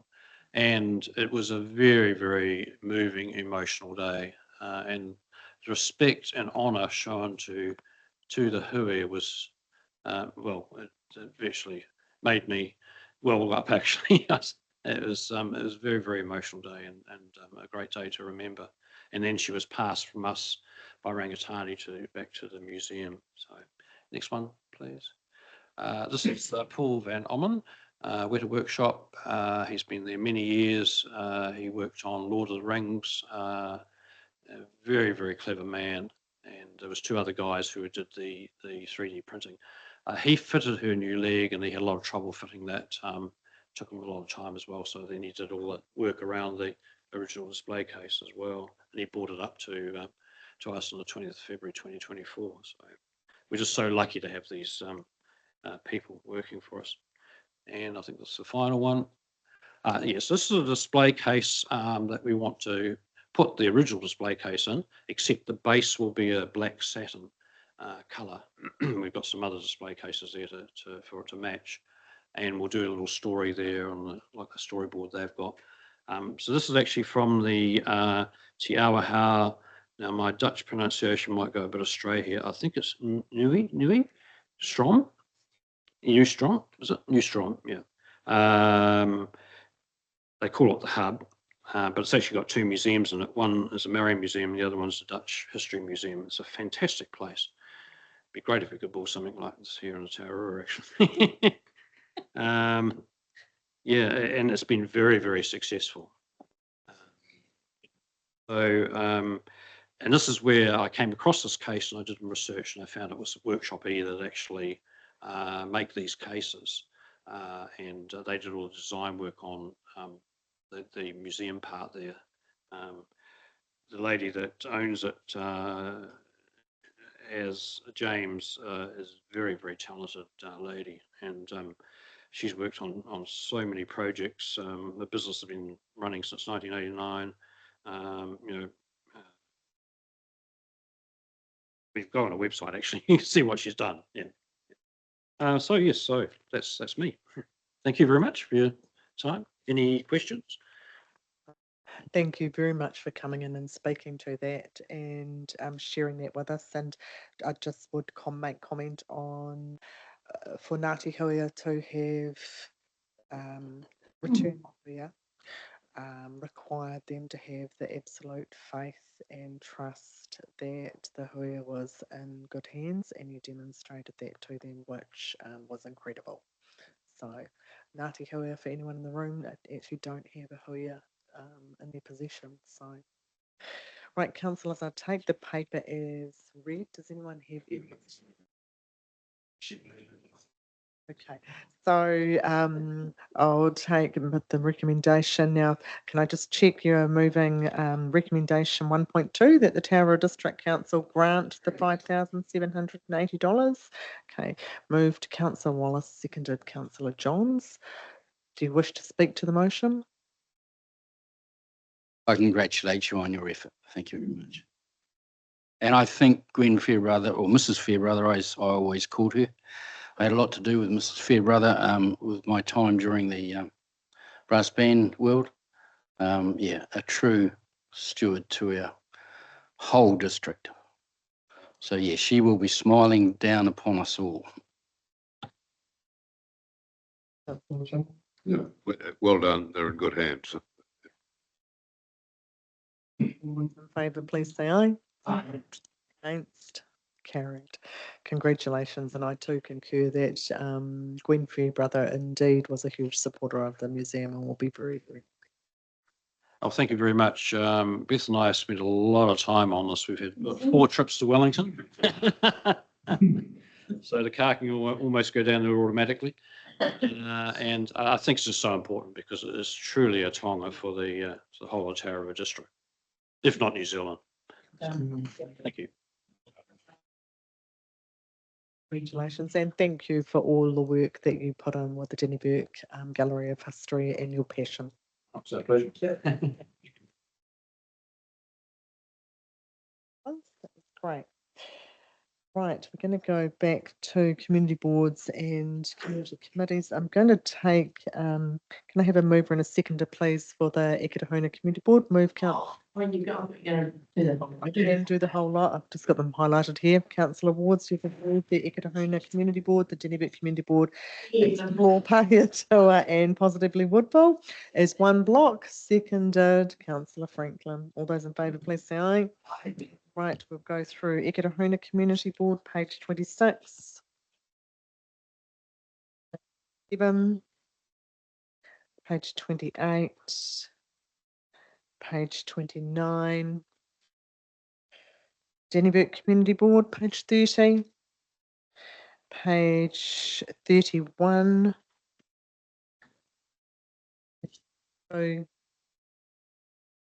page 33, page 34,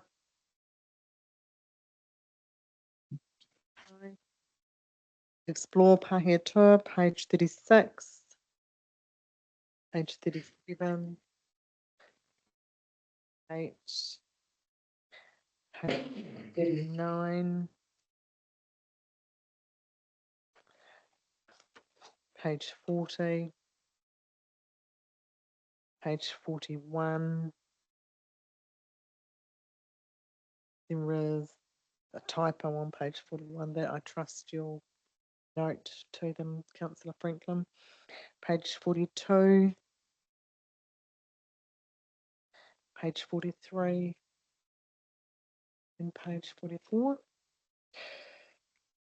Positively Woodville, page 45, and I just note thanks to Councillor Johns and Councillor Gilmore for picking up those very, very, very heavy lights from most of them. Good to see you both were in good condition after that. Thank Councillor Stamp for the use of the ute.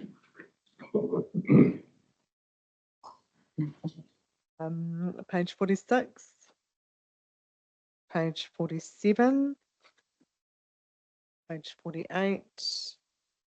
Two councillors. Right.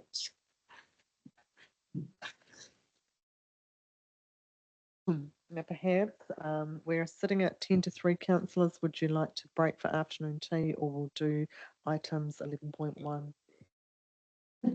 To reconvene at 3 o'clock. I'll move that we adjourn. I'll walk back in the track. Right, councillors, we'll grab a quick cup of tea, then come back in at 3.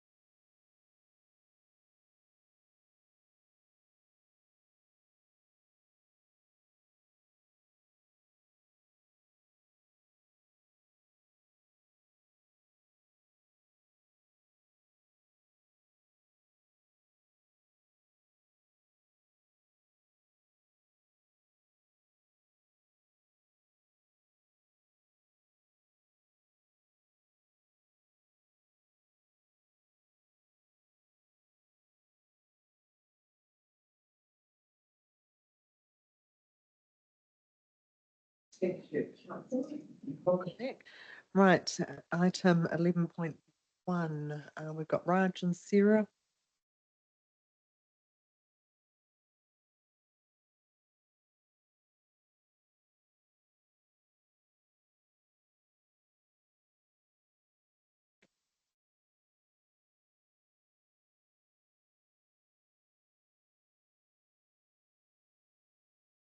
Good afternoon, Your Worship. Good afternoon, councillors, staff. Councillors, you following Audit and Risk Committee meeting where we had Audit Director come and present and talk to us about the LTP. We tabled this report for adoption, and Brian sent an email out to the councillors on Friday that we just had a conversation with the director on, and then she raised that as part of their process to finalize the audit, they have identified some changes that they want to make to the LTP, and those changes that they had to make to the LTP were changes that flow through a fair bit of the entire LTP documents, and staff needed the time to make those changes, to review, to verify, and to put through the process. What that meant is that there was two processes. One is our process to get the changes done and reflected on the auditors. Then the audit director had her own process that she had to go through again. And because of that, we had a rigorous discussion and felt getting clearance from the auditors today was not possible. So then that's why Brian sent the email out, and Debbie today gave us an email stating the position. I think Brian has shared that with Mayor Tracy, yourself, Worship, yourself, and the councillors. So where to from here, in a sense that we are looking to push the adoption of the LTP to next Wednesday, together with the fees and charges document. We have made those changes with that in the LTP document that is now been forwarded to the auditors as a final document, so the auditors can go through their hot review, their review process, and the opinion review committee. If there's any questions, Your Worship, yourself or the councillors here to answer. Thanks, Raj, and I do have a recommendation here. Councillor Gilmore.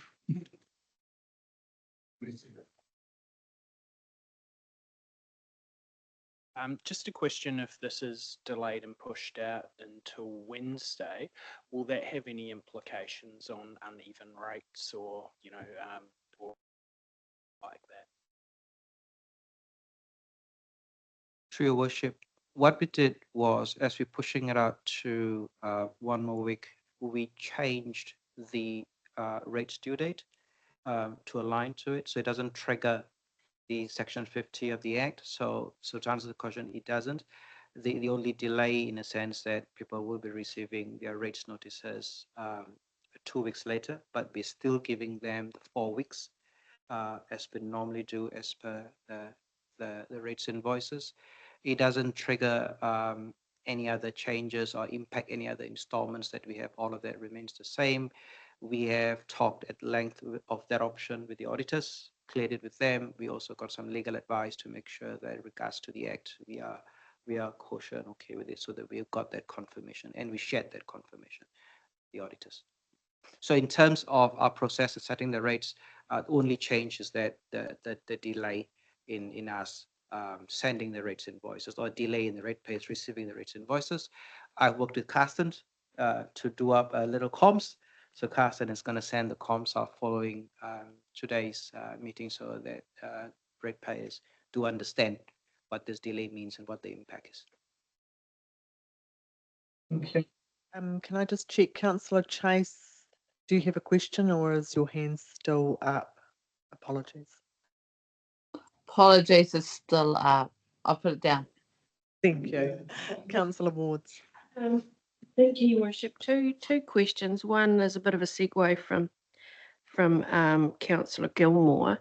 So am I to understand there'll be a delay in sending out the rates invoice. There won't be a delay. So it'll mean our ratepayers will have to pay it quicker.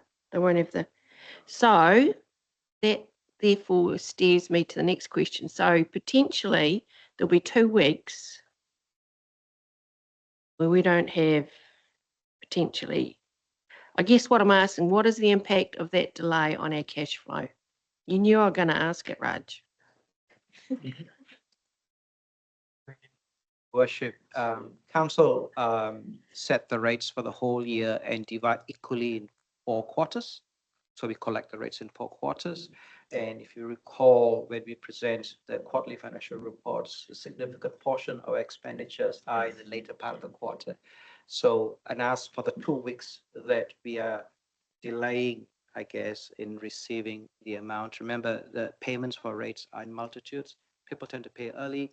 People pay by direct debits and APs, or people pay right at the due date. So there's various. So for the 2 weeks, given the significant level of expenditure happens in the second, third, and fourth quarter, we don't see there's significant issues in the cash flow.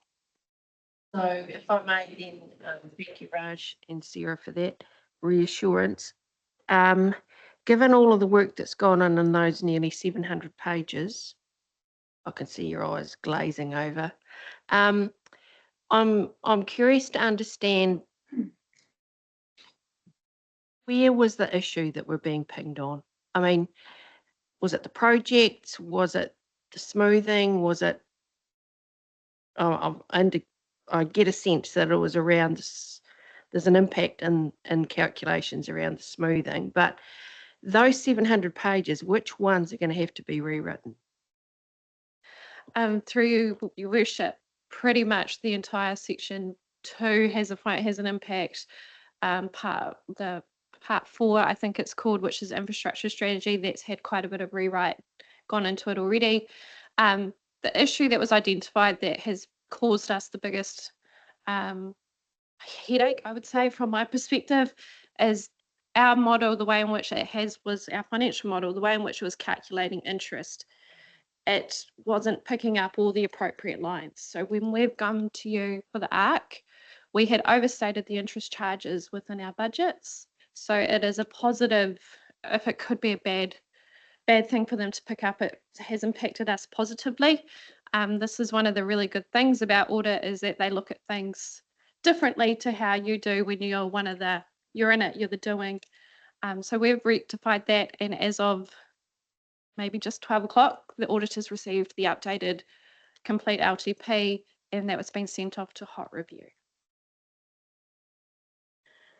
Councillor Gilmore. Thanks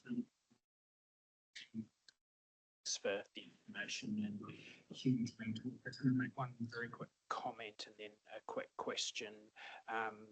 Through you, Mayor Tracy Raj, you mentioned that there's some communications due to go out about this. Can I suggest that auditors really put in there, because we have a number in our community that don't believe that we are audited, and this shows that we are audited and the impact that it has. And then just following on from that,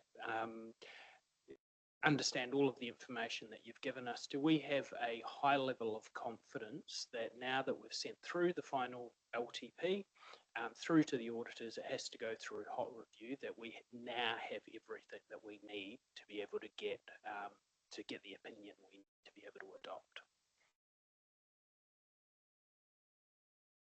Through your worship, yes. Reason why I'm saying that is, one is we have been in constant conversation with audit director and audit manager just to clearly understand the issues that they are facing in regards to the review process. So as part of discussions with them, they sent us what we call a final error schedule of all the errors that they have identified for us to remedy, fix. And Sarah had diligently worked through every item to make sure that they are fixed, and fixed to satisfaction of the auditors, because we did had some last minute emails from them this morning to do some final tweaks. So we've done that. So the whole intention, councillors, why the team is really focusing on addressing the issues is, one is the audit opinion that we're going to get. It's very important for us for you as governors and also for the community. And we could have taken an approach of pushback. No, we're not going to change, and that may be reflected in the audit opinion. So the team has done all it could, had some rigorous discussion with auditors about what we should and should not change, but all with the intention is they want to make sure that we get an opinion that gives ourselves, the governors, elected members, and the community confidence about the long-term plan that we pull together, the rigor that's in the long-term plan, that there is a fair bit of, I think, what they call fit for purpose in terms of the LTP, and also why we went through the rigor. If you recall, we went down the path of an unaudited city. So just wanted to make sure that we put it through this rigor and to give the community confidence that we had consulted well, even though it wasn't gone through an audit process. So that was important for all of us.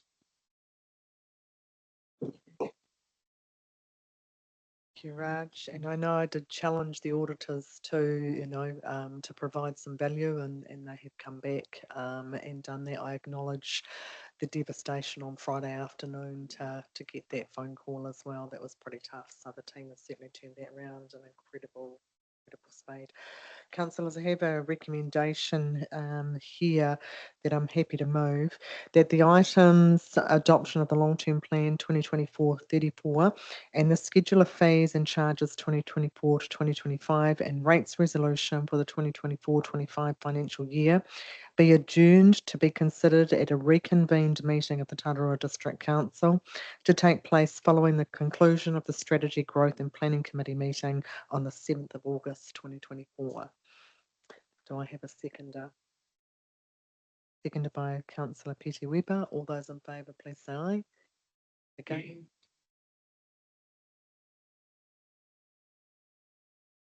Thank you, Your Worship.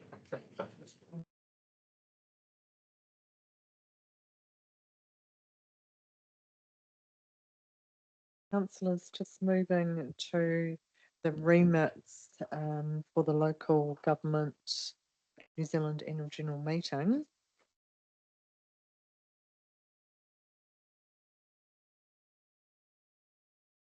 On page 79.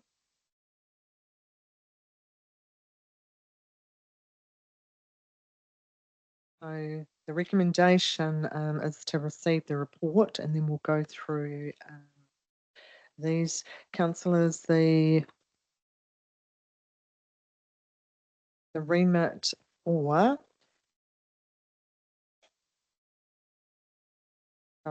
the representation review proposed by Waikato Regional Council and supported by Local Government New Zealand Zone 2. Everyone in support of, do we support that remit? And these are only recommendations. There can be further information.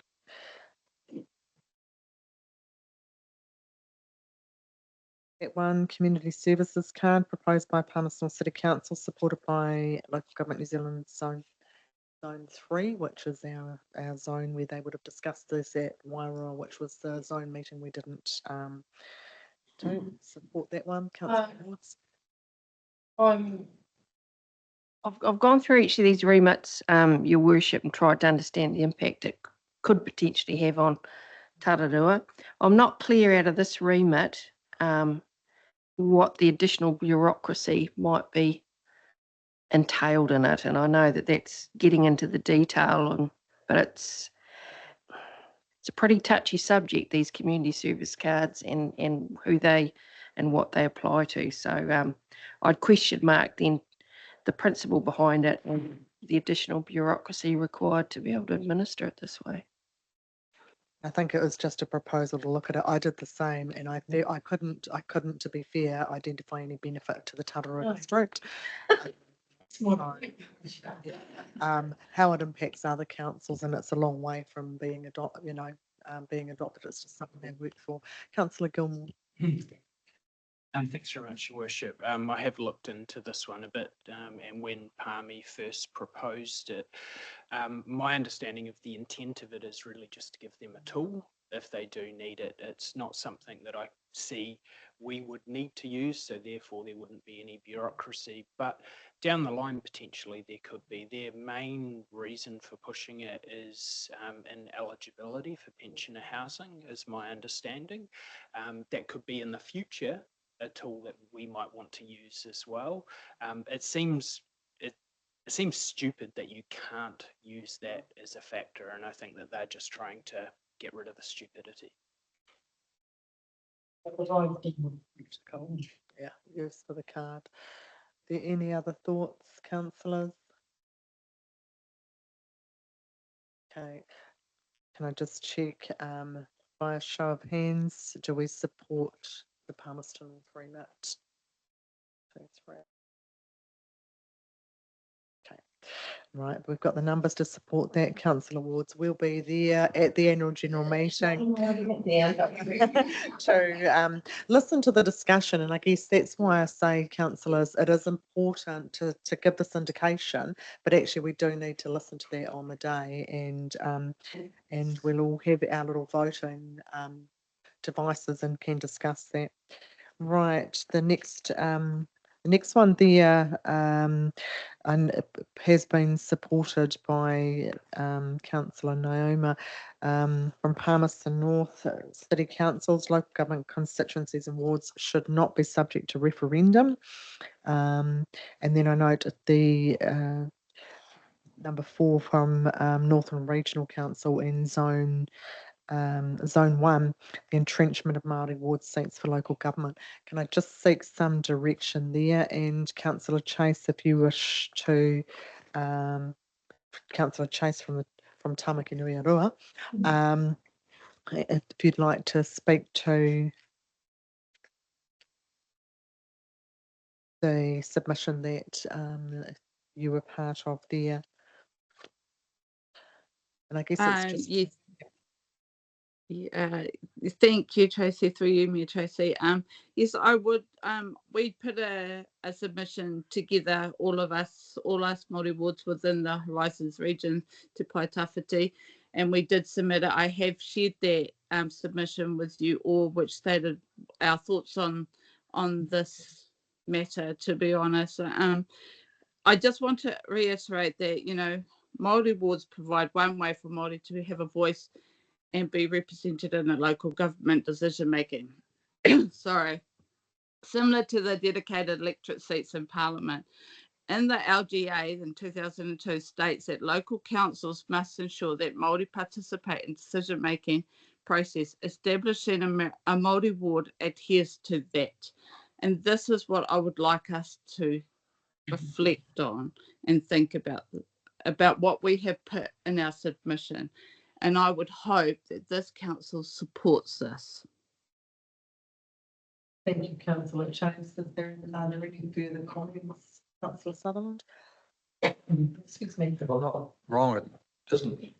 I think yesterday's parliament, I think the bill was passed. It's going to be pretty academic, isn't it? I think we're well out of, I think the AGM won't have much impact on what's happened. So it'll just be a signal which won't get much, well, it won't have little or nothing effect on it. Fair call. Councillor Gilmore. Thanks very much, Your Worship. I just going, I guess, a little bit further to saying, and I did listen to Parliament before it was unanimously passed by the coalition parties. A lot of these arguments came up, and there was a very, very strong belief that this is the way that we were going to go forward. So I do believe that it is relatively academic. In saying that, I almost think that this is one where the discussion, having been to a conference last year, that the discussion on the floor might actually be quite powerful, because this is an important thing for LGNZ.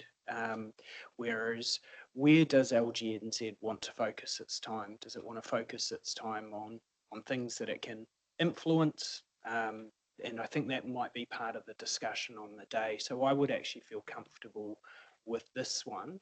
That is left up to the delegates on hearing the discussions. Okay. Councillors, does anyone have an alternate view to that?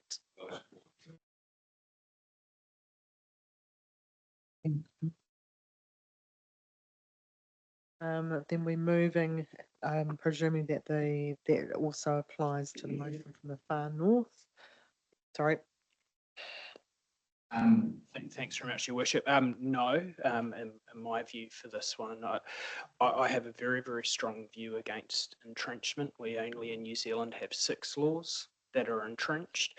I do think I have some sympathy towards Remit 3. I think Remit 4 is actually contradictory to Remit 3, where it's asking for those wards to be treated differently, where 3 is asking for those wards to be treated the same as every other ward. So I am strongly opposed to entrenchment.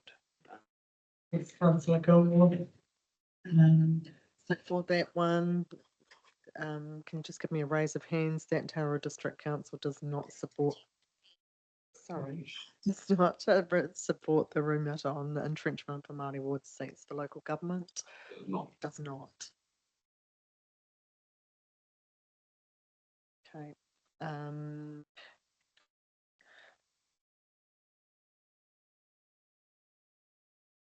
a no, sorry.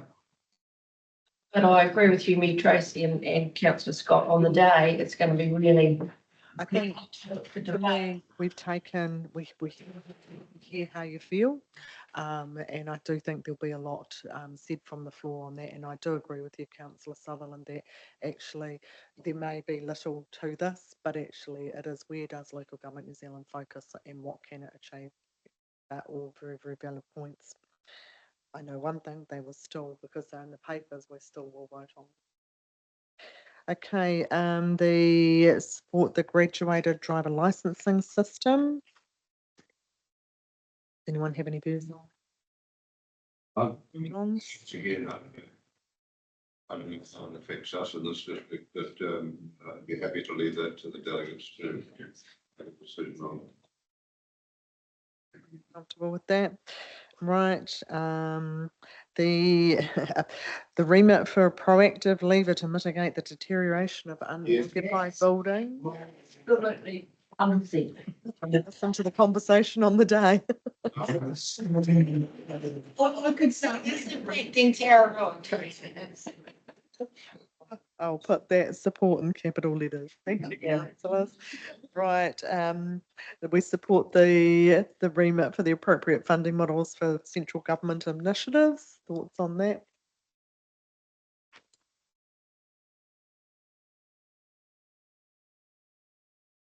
Sorry. What they mean by funding model for central government initiatives. We can listen to that on the day and have the discussion between ourselves.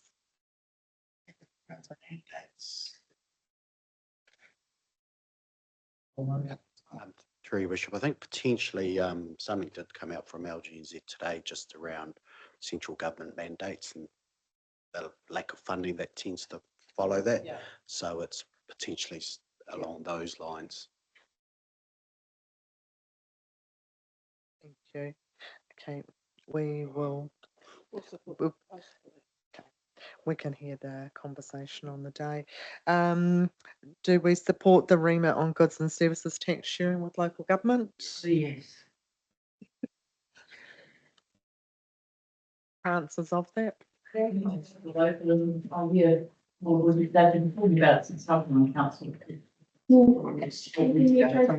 just make a comment?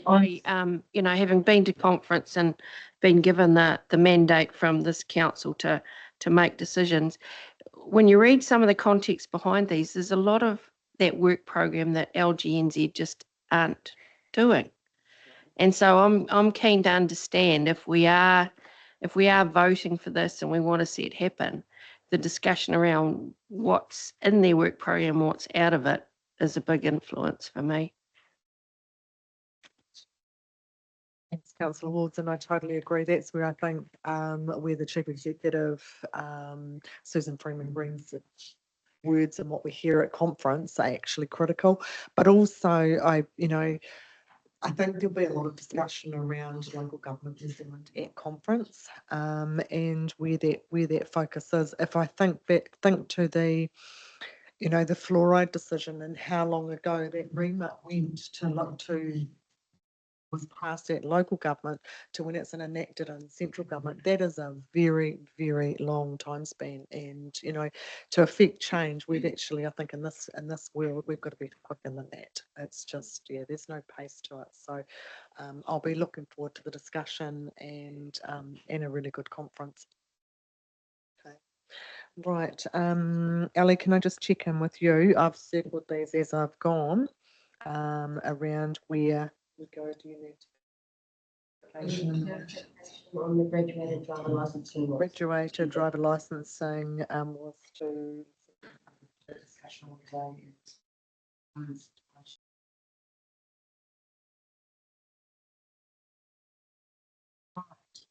I'm Councillor Sutherland. The same, if we flick off this, because if I had any subject agreements, I'd be at the conference, I'd be talking about the futility of the region. So the world's gone past this. Yeah. LG is going to be, it's going to be, it's a whole different world about how we approach governance, approaches central government. This is archaic and it's dead in the world. I can hardly be bothered reading it.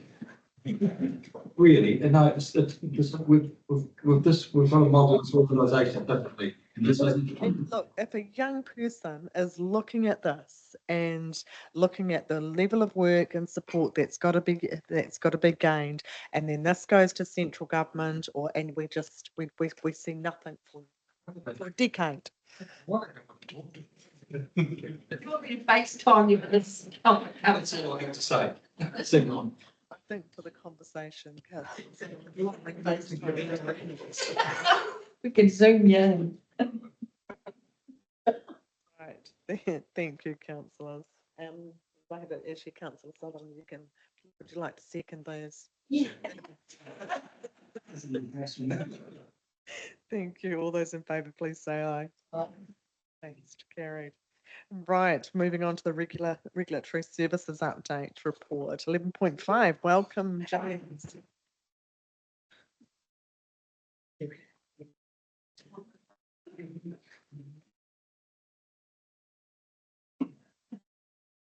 With the road between two phones.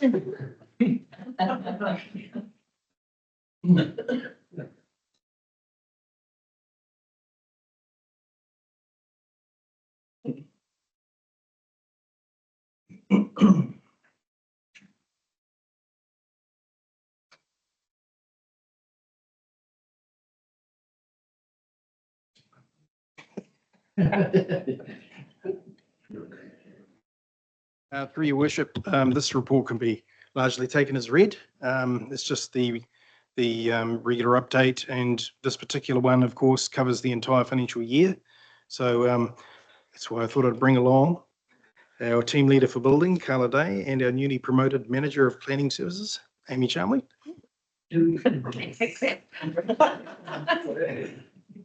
Well deserved. Okay, right, councillors. Questions for the regulatory team? Councillor Wards? You want all of them, or are we going to go? Certainly. Okay, well, first of all, I've placed 3 great big ticks under item number 3. Congratulations. Jim has to see what it is. You're fully staffed everywhere. Fantastic. Great news. I have given that it was annual, and I appreciated that, Jim. Interested in things backing off, aren't they, across a whole lot of stuff. And I've noted the applications for dwellings, they're all going downwards. Building consents is a huge difference between the total of requested inspections last year to this year. And I guess I'm heading towards, given that you're all fully staffed and that's all wonderful, if that trend continues,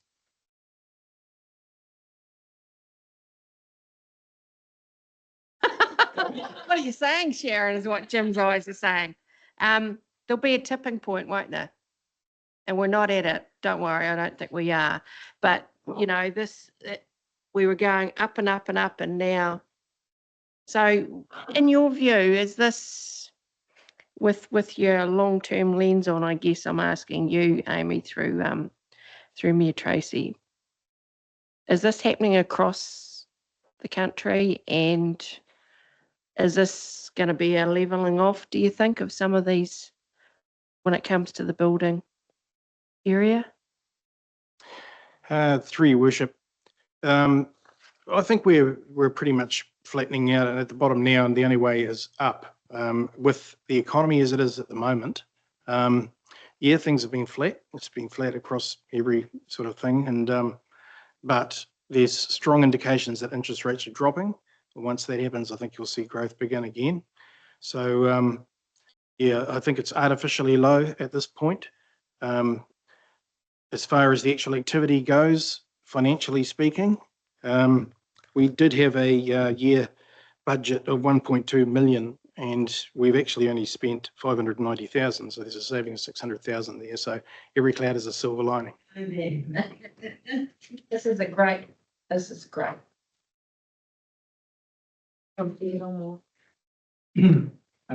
very much. A couple of questions on the report. The first one I wanted to have a look at through you to Jim was the building packet and LIMS request, and this is something I've flicked through an email prior. But really just wanted to get a bit of an understanding and perhaps an assurance as to where we're at with our service.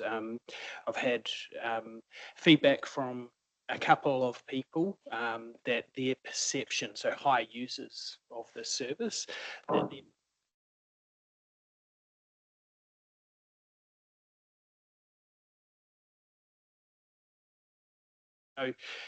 perception isn't statistical.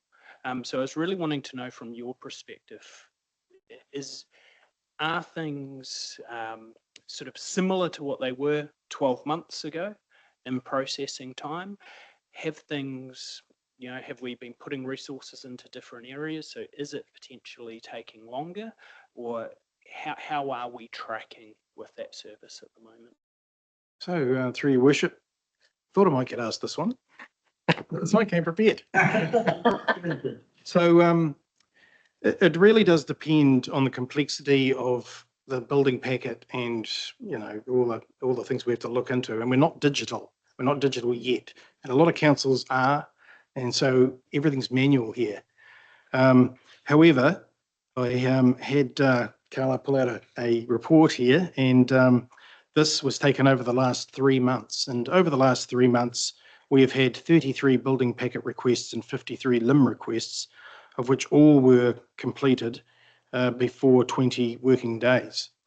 And we treat them as 20 working days as per like a Lagoma request.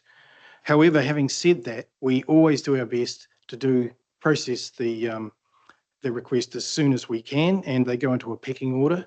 And as luck would have it, sometimes it might be suddenly busy on that couple of weeks, and they have to wait their turn. As far as general inquiries go, we do answer them very quickly. In fact, one of the people that I think you've spoken to had their inquiry answered in 12 minutes. So I am happy with how things are tracking. I would like to see us maybe get through things a bit earlier, and I'm sure they will pick up once we become fully digitised. Follow up. Okay. Thank you very much for that, and I won't jump into the individual's circumstances. One question I had, and I'm just wondering, we do have throughout the district some people that are high users. So out of the 33 requests, it's probably mostly a fairly small group of people that would be applying for those. Do we have any ability to apply some discretion if someone needs something urgently? And the reason I say that, obviously, high users of the service, our district isn't yet digitised, and I know that's something that this council is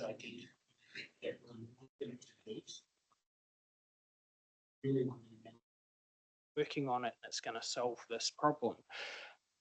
But sometimes a delay, waiting 20 working days, could scuttle a house sale, or it could scuttle something from happening. What ability to apply discretion is there currently within the team? Through your worship, I think we've always got an obligation to look at how we do things all the time.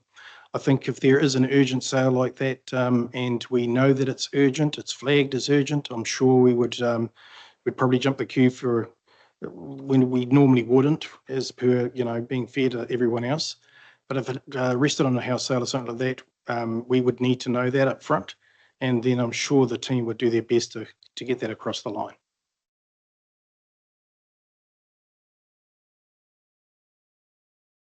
Through your worship, just clarify for us, Jim, maybe that, you know, for our timeframes around limbs, we do actually advertise less than 20 days, do we?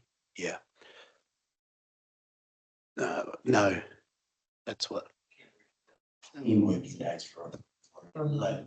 So in general, the advice usually is for people selling buying houses is that the limb actually has a lot more information that would support someone's decision or will help them make a better decision. So if it is urgent, there is the opportunity that they actually apply for a limb rather than a building packet.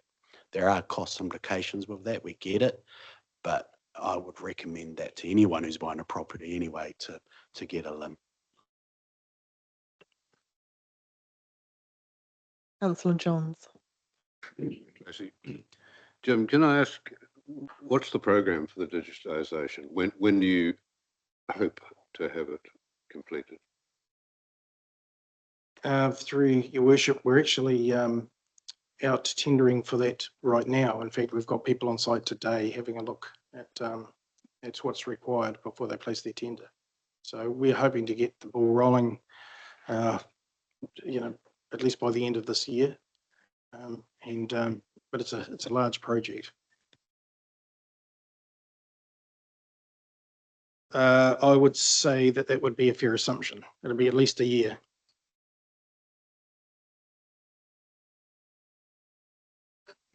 That as well, and maybe as we work through the project, some could be made available, but the completion date could be, you know, up to 2 years. But we'll look at how we can roll this out where there might be some records, or it might come up saying still not digitised. But I think we've still got to work through some of that.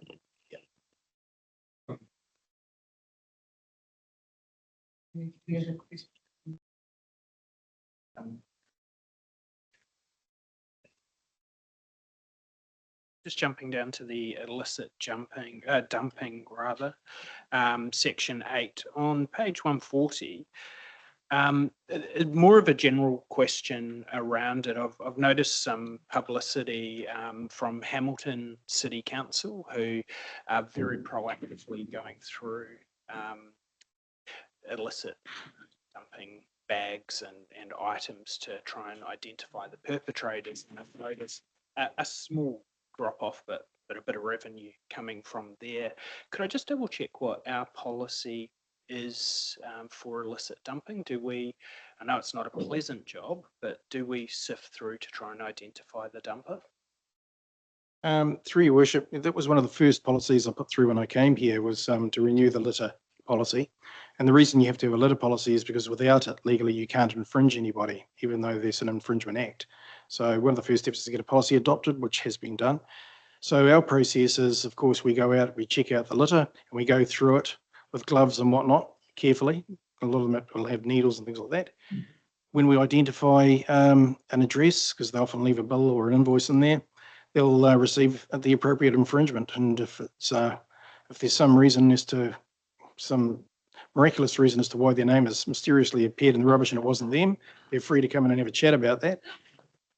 We just in this last week put out a $400 infringement for exactly that. Thanks very much. Great to hear, because I've seen and heard of a few people, and I did suggest that we do it. I just wanted the confirmation that, oh, this would be great for Tararua to do. So great to get that confirmation. one, I guess, suggestion or request on there is for us to consider making sure we publicise that, so people are aware. But just my final question is, and I'm not expecting the exact number because you may not have come prepared with that, but do we issue many infringements? So we've got a lot of dumping going on. Yeah, through you, Ms. Tracy, we issue infringements every time we identify an offender. Regular, It's probably twice a month. That doesn't compare with the amount of dumping we're cleaning up. We normally issue the infringement and then we also send the person a bill for the cleanup. The recent one that we had, I forget the name of the road, they dumped it over the side of a bridge and it was very difficult to clean up. And it was even a sofa and a whole lot of other stuff and heaps of beer bottles and things.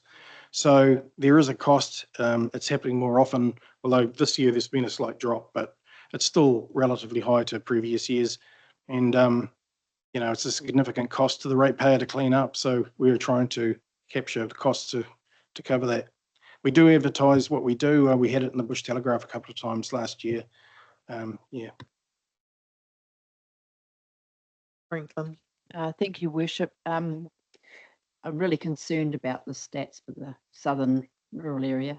And we've just had, I've been involved with Wakatahi over dumping out at the Polish Memorial site out on State Highway 2. It happens at the Woodville site, just the side of Woodville as well. The last time it looked like somebody had had a party and taken all of their empty bottles and dumped them in the bins out there.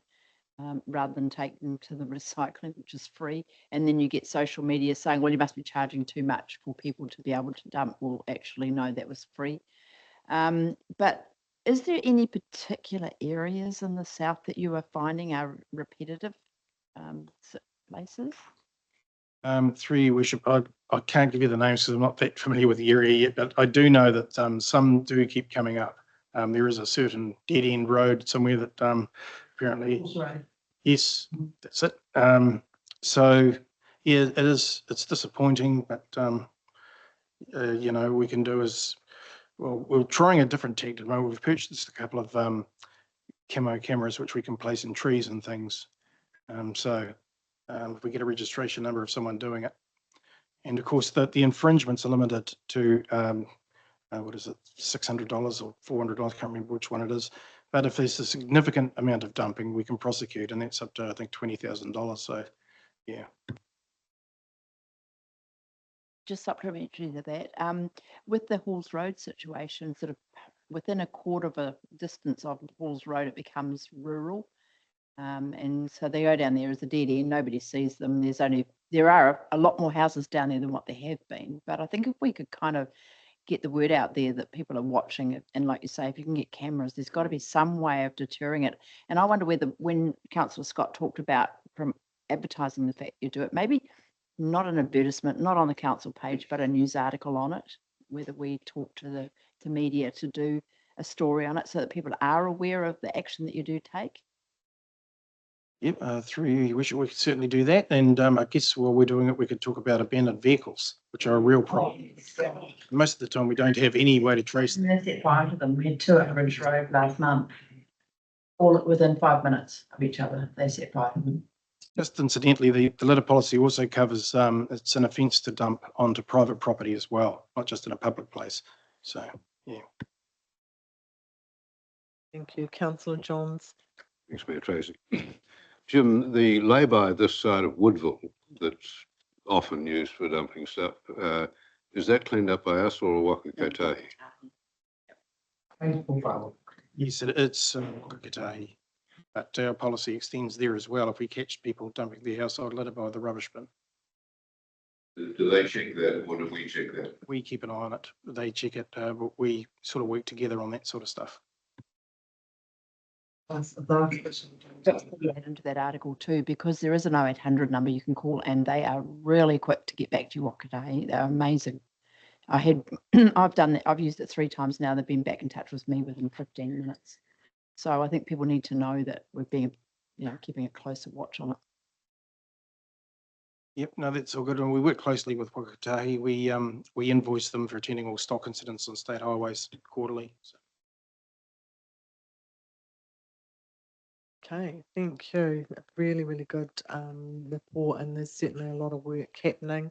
I read with interest, we've still got most of the action happening in the rural areas, so I look forward to seeing what, how the urban growth strategy influences that. Right, I'm happy to move the recommendation on page 135, seconded by Councillor Gilmore. All those in favour, please say aye. Against, carried. Thank you. Thanks, guys. Exactly. Your message, David. That's the thorn left. Good job. Yes. They're cool. Sorry, it's the rose. Right, item 11.6, the annual report on dog control and practices. That's great. Thank you, Mayor Tracy. So this is the annual regulatory report required for internal affairs. Actually, it's not required for them now. That used to be, but all they do is check to make sure that we have put it up, published it on our website now. So it just gives you an outline. The first part of the report is just, telling you a bit about what's been happening and the actual stats in regard to what comes in and out of the pound. The fees we're charging for registration, number of complaints received, and the actual report that we have to legally prepare is the final page on the back.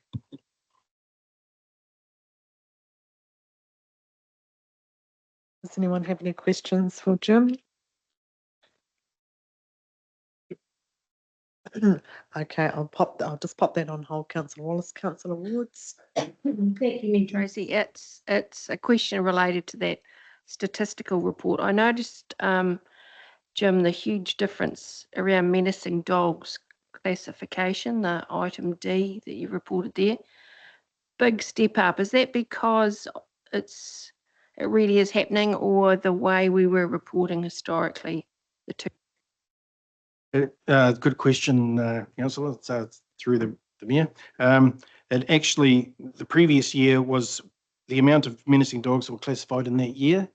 And I've sought clarification from Internal Affairs. They want the amount of menacing dogs actually in the area at the end of the year. So that's that. And there's also one pleasing thing to note is the amount of actual CRMs we've received have dropped quite significantly.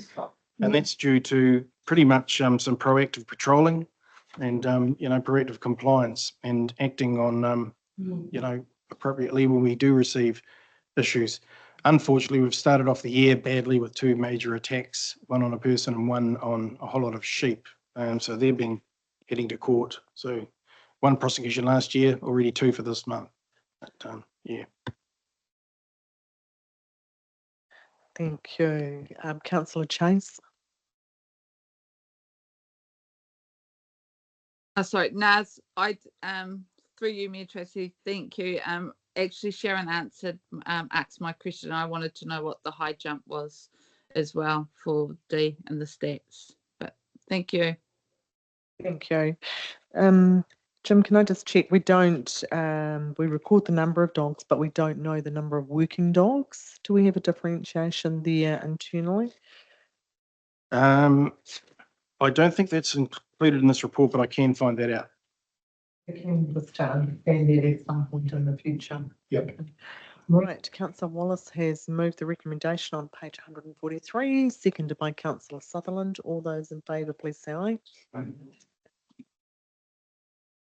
Right, the item 11.7, the development of a local alcohol policy for the Tararua district. Do we declare a conflict of interest? So you don't. And so here, just in checking, so four of us do sit on that committee. Councillor Gilmore and myself were not involved in the discussion nor present for the development of that policy. Councillor Sutherland and Councillor Franklin will abstain from any part in the discussion. Who do I ask the questions to? So you can come through. Okay. Oh, sorry. Thank you, Your Worship. I do have a couple of questions around this, Jim. particularly what are other councils do? Where is the overlap that this policy would have with the workings of the district licensing committee? I mean, do they need this policy? They obviously don't need this policy to be able to act in the role that they have. So I'm just curious to understand where are the overlaps and how will the district licensing committee utilise this policy? Good question. So, through your worship, the difference with an LAP is that is optional for councils. Most or many councils have an LAP now. The reason that you develop an LAP is to give you greater control over the placement of liquor outlets, hours of operation, locations of where they're distributed. And it's become a bit of a problem here because in recent weeks, we've had a couple of applications for 2 more off licenses just around the corner from each other. So in an effort to try and stem the flood of the local, the national trend to have liquor licenses selling everywhere, we need to put in some more controls. We haven't previously because there used to be the ability to challenge an LAP, and supermarkets would hire the best lawyers in town and it'd go on forever and it cost a fortune. The government recently changed the law, which prevented challenges like that. So now it's still subject to the special consultative procedure when it goes out for consultation. And there's a few other steps that are a little bit more tighter than a bylaw, for example, that we've got to get over the line. But once that's set in place and adopted by council, that gives the DLC the power to be able to make those decisions and make the community a safer place. Okay, are there any further questions for Jim? Okay, we have the recommendation on page 151, 1.1 and 1.2. Thank you. Moved by councillor. You cannot. Thank you. Seconded by councillor Gilmore. All those in favour, please say aye. Noting that councillor Franklin and councillor Sutherland abstained from voting. Thank you. Carried. Thank you, Jim. Good to see that policy in place. Right. Item 11.8, the road closure.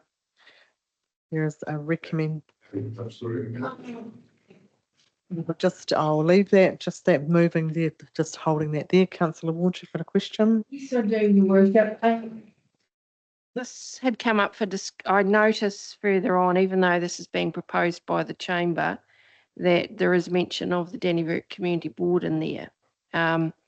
What isn't alluded to in here is how this is actually going to be funded, and I appreciate that isn't the reason for this report, but there may be implications of funding this. And I guess the question I'm asking is, if it doesn't go ahead, what happens to the likes of this request?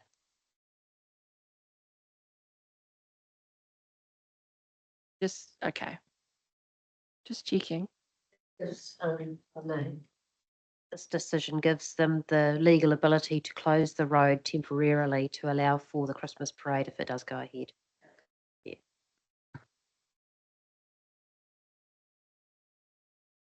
Right. Now, Councillor Johns, you moved this. Do I have a seconder? Councillor Petty Webber, all those in favour, please say aye. Aye. Right, item 11.9. Thank you, Ellie, and it's great to see those advertised now. Available. We'll take the report as read. Does anyone have any questions, Councillor Wards? Just hearing, thank you, Your Worship, through to you, Ellie. Where do we stand in terms of protecting the privacy of our employees? Because I note there is a couple of requests there from a barrister on behalf of an individual seeking names of council employees. That relates to he's acting as the defence counsel for someone, so we can't provide that information.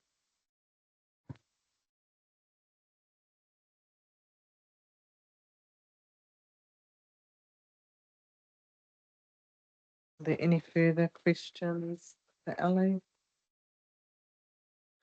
Okay. There to be none, so can I have somebody move the recommendation? Thank you, councillor Johns.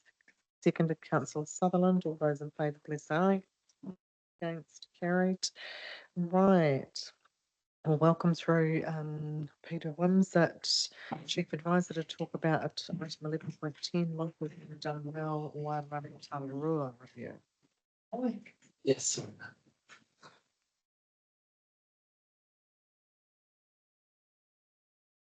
Worship, councillors. This is to give you an update that we're not just working alone with the Manawatu Wanganui area, that we are working with the Wairarapa councils. There's not a week that goes by that we aren't meeting for quite substantial periods of time now for both groups. Essentially, the legislation is coming through from government now in terms of where they are setting the scene in terms of our ability to determine our future with Three Waters. The legislation actually distinguished between the two waters, wastewater and drinking water, from stormwater as well. So just bear in mind that they are treated slightly differently, even though the respective groups that are meeting at my level at the councils are looking at it from a holistic, all three waters simultaneously. But there's some rationale behind why we're doing that. But in the meantime, it became obviously obvious that we needed to disclose to the public that we are talking quite formally at an officer level amongst the different councils under the instruction of the chief executives of those councils. And that this was just a public piece of public information that was made available so that it showed where we were at. I just want you to know, though, that this month and next month, there's a lot that's coming out of the Department of Internal Affairs and the government, and that's shaping our view on how we should present that to you and the other councils respectively across the region and the Wairarapa Tararua areas. Councillor Johns. Thanks, Mayor Tracy. Thanks, thanks, Peter. Peter, the two waters, drinking and waste, or excluding stormwater, is that because of Horizon's function regarding stormwater, or their overview about stormwater issues and so on? To some degree, through your worship, it's very complex because there's roading as well. So where does the road, the stormwater systems that councils come and the Horizon Regional Council responsibilities for river management crossover, and they blur, and hence why it was causing a lot of complexity for the Department of Internal Affairs when they were looking at those entity structures. And it was the last area that they were trying to resolve without ease, I would say. The point, though, is it's even worse if you leave them separate. That's kind of the thought process that we have, is that your stormwater ends up often in your wastewater. You can imagine the type of legal arguments that would occur if they were controlled by two different entities. That's the simplest way to explain why they need to go. So, thanks, Mayor Tracy. So if we go with Wairarapa on two of them, does that necessitate going with the three and changing our regional council to Wellington?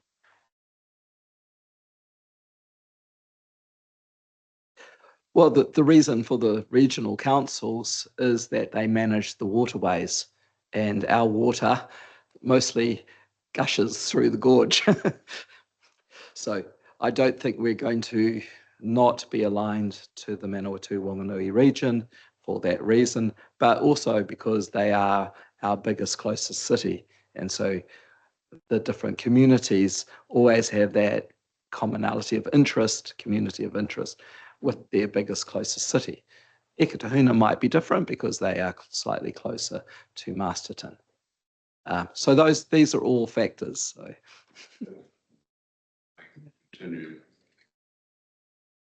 That being the case, if we're stuck with horizons for stormwater, we therefore need to be there for the other two.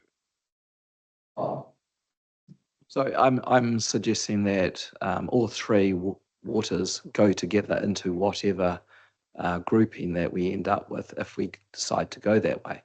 It's still an option to stay it alone. That's not the tools that the government is trying to give us in terms of our available funding and how we might be able to collaborate better with and consolidate and improve the level of service by having a better capacity would be a good way to describe it. So if we join forces with other councils on things that are logical to do together, there are a whole bunch of different ways that one can do that. It might be that it is a separate entity and we transfer all the assets and the liabilities into that entity and then they take it forward. That decision is still a few months away. And everything will come back to this council from both, and I note there is a mural forum in the Horizons region on the 12th of August, which has water on the agenda as well.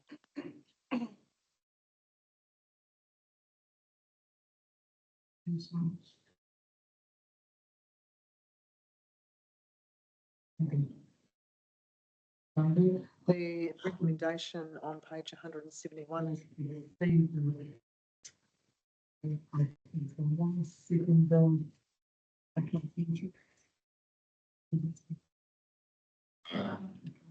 Harry, thank you. It's nice to see some of that formalised in a report for us to share.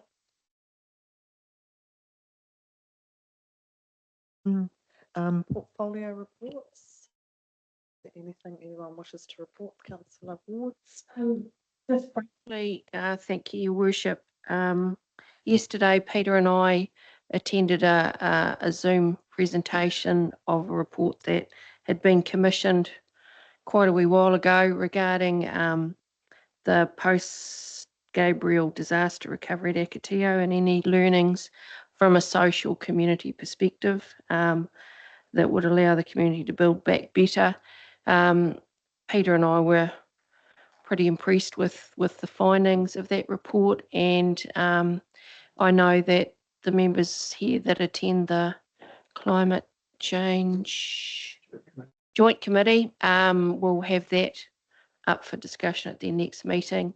There were some findings that I think will open the door for further community-led discussions, but watch the space. But it was the end of quite a long process, so but could have significant impact long term on Akatio. Did they record yesterday's meeting? No. No. They regretted that they hadn't because some of the discussion that Peter was privy to and I contributed as well, they believed they wished they'd actually captured that. But I have a sense though that between Bruce, you, myself, and obviously you, Mayor Tracy, because you sit on that committee, there is likely to be needed further facilitation and leadership at a community level around how Akatio is going to adapt to climate change in the future. Thank you. I look forward to that joint standing, which I think is great because currently Lorraine Stevenson co-chairs that, so that she'll have in-depth local knowledge. Yeah, thank you. Thank you for that. Is there any other portfolio reports? Okay, wonderful. Mayoral matters, will have some congratulations to go out, which I'll share once they are done. Item 14, the late item that is here to be tabled. Everyone's got that in front of them. A late item, extension of the delegated authority. Ellie, do you wish to? Sorry, it was just your name on it. Thanks, Fran.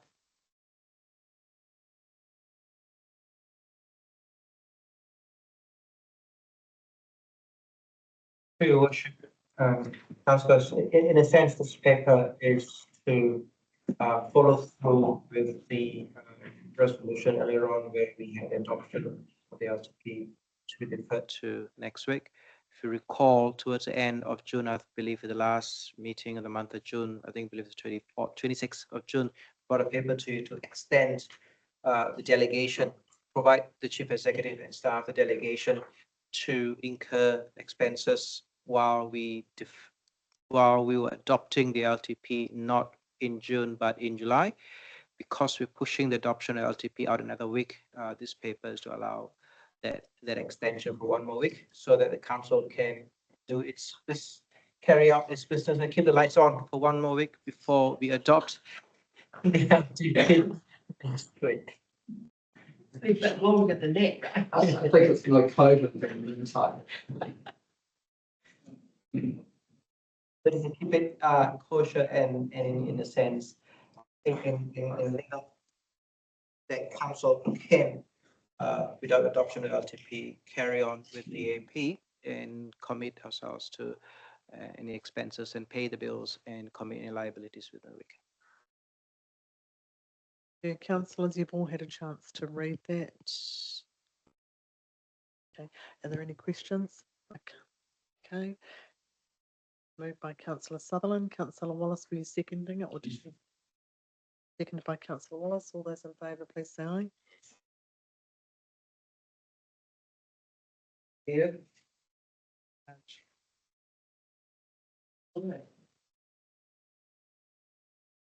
The last item here on the agenda is the public excluded and the recommendation that the minutes of the public excluded council meeting held on the 22nd of June 2024 be circulated.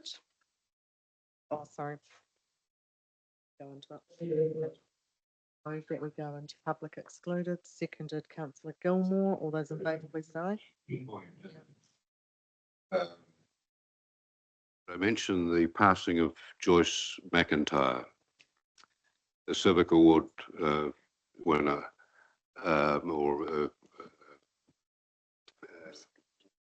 recipient. That's the word I was looking for. Yes, I was going to say untimely death, but perhaps not the right word. But her passing immediately following her 100th birthday. Yeah. Thank you. And I do have a sympathy card sitting on the desk to send to the McIntyre family. Councillor Sutherland, can I suggest at the infrastructure meeting we actually have a minute's silence for Joyce as well? Do noting that last night was the health meeting in Pahiatua where, you know, you're always reminded of what she contributed to this district. So yeah, my apologies for not recognizing.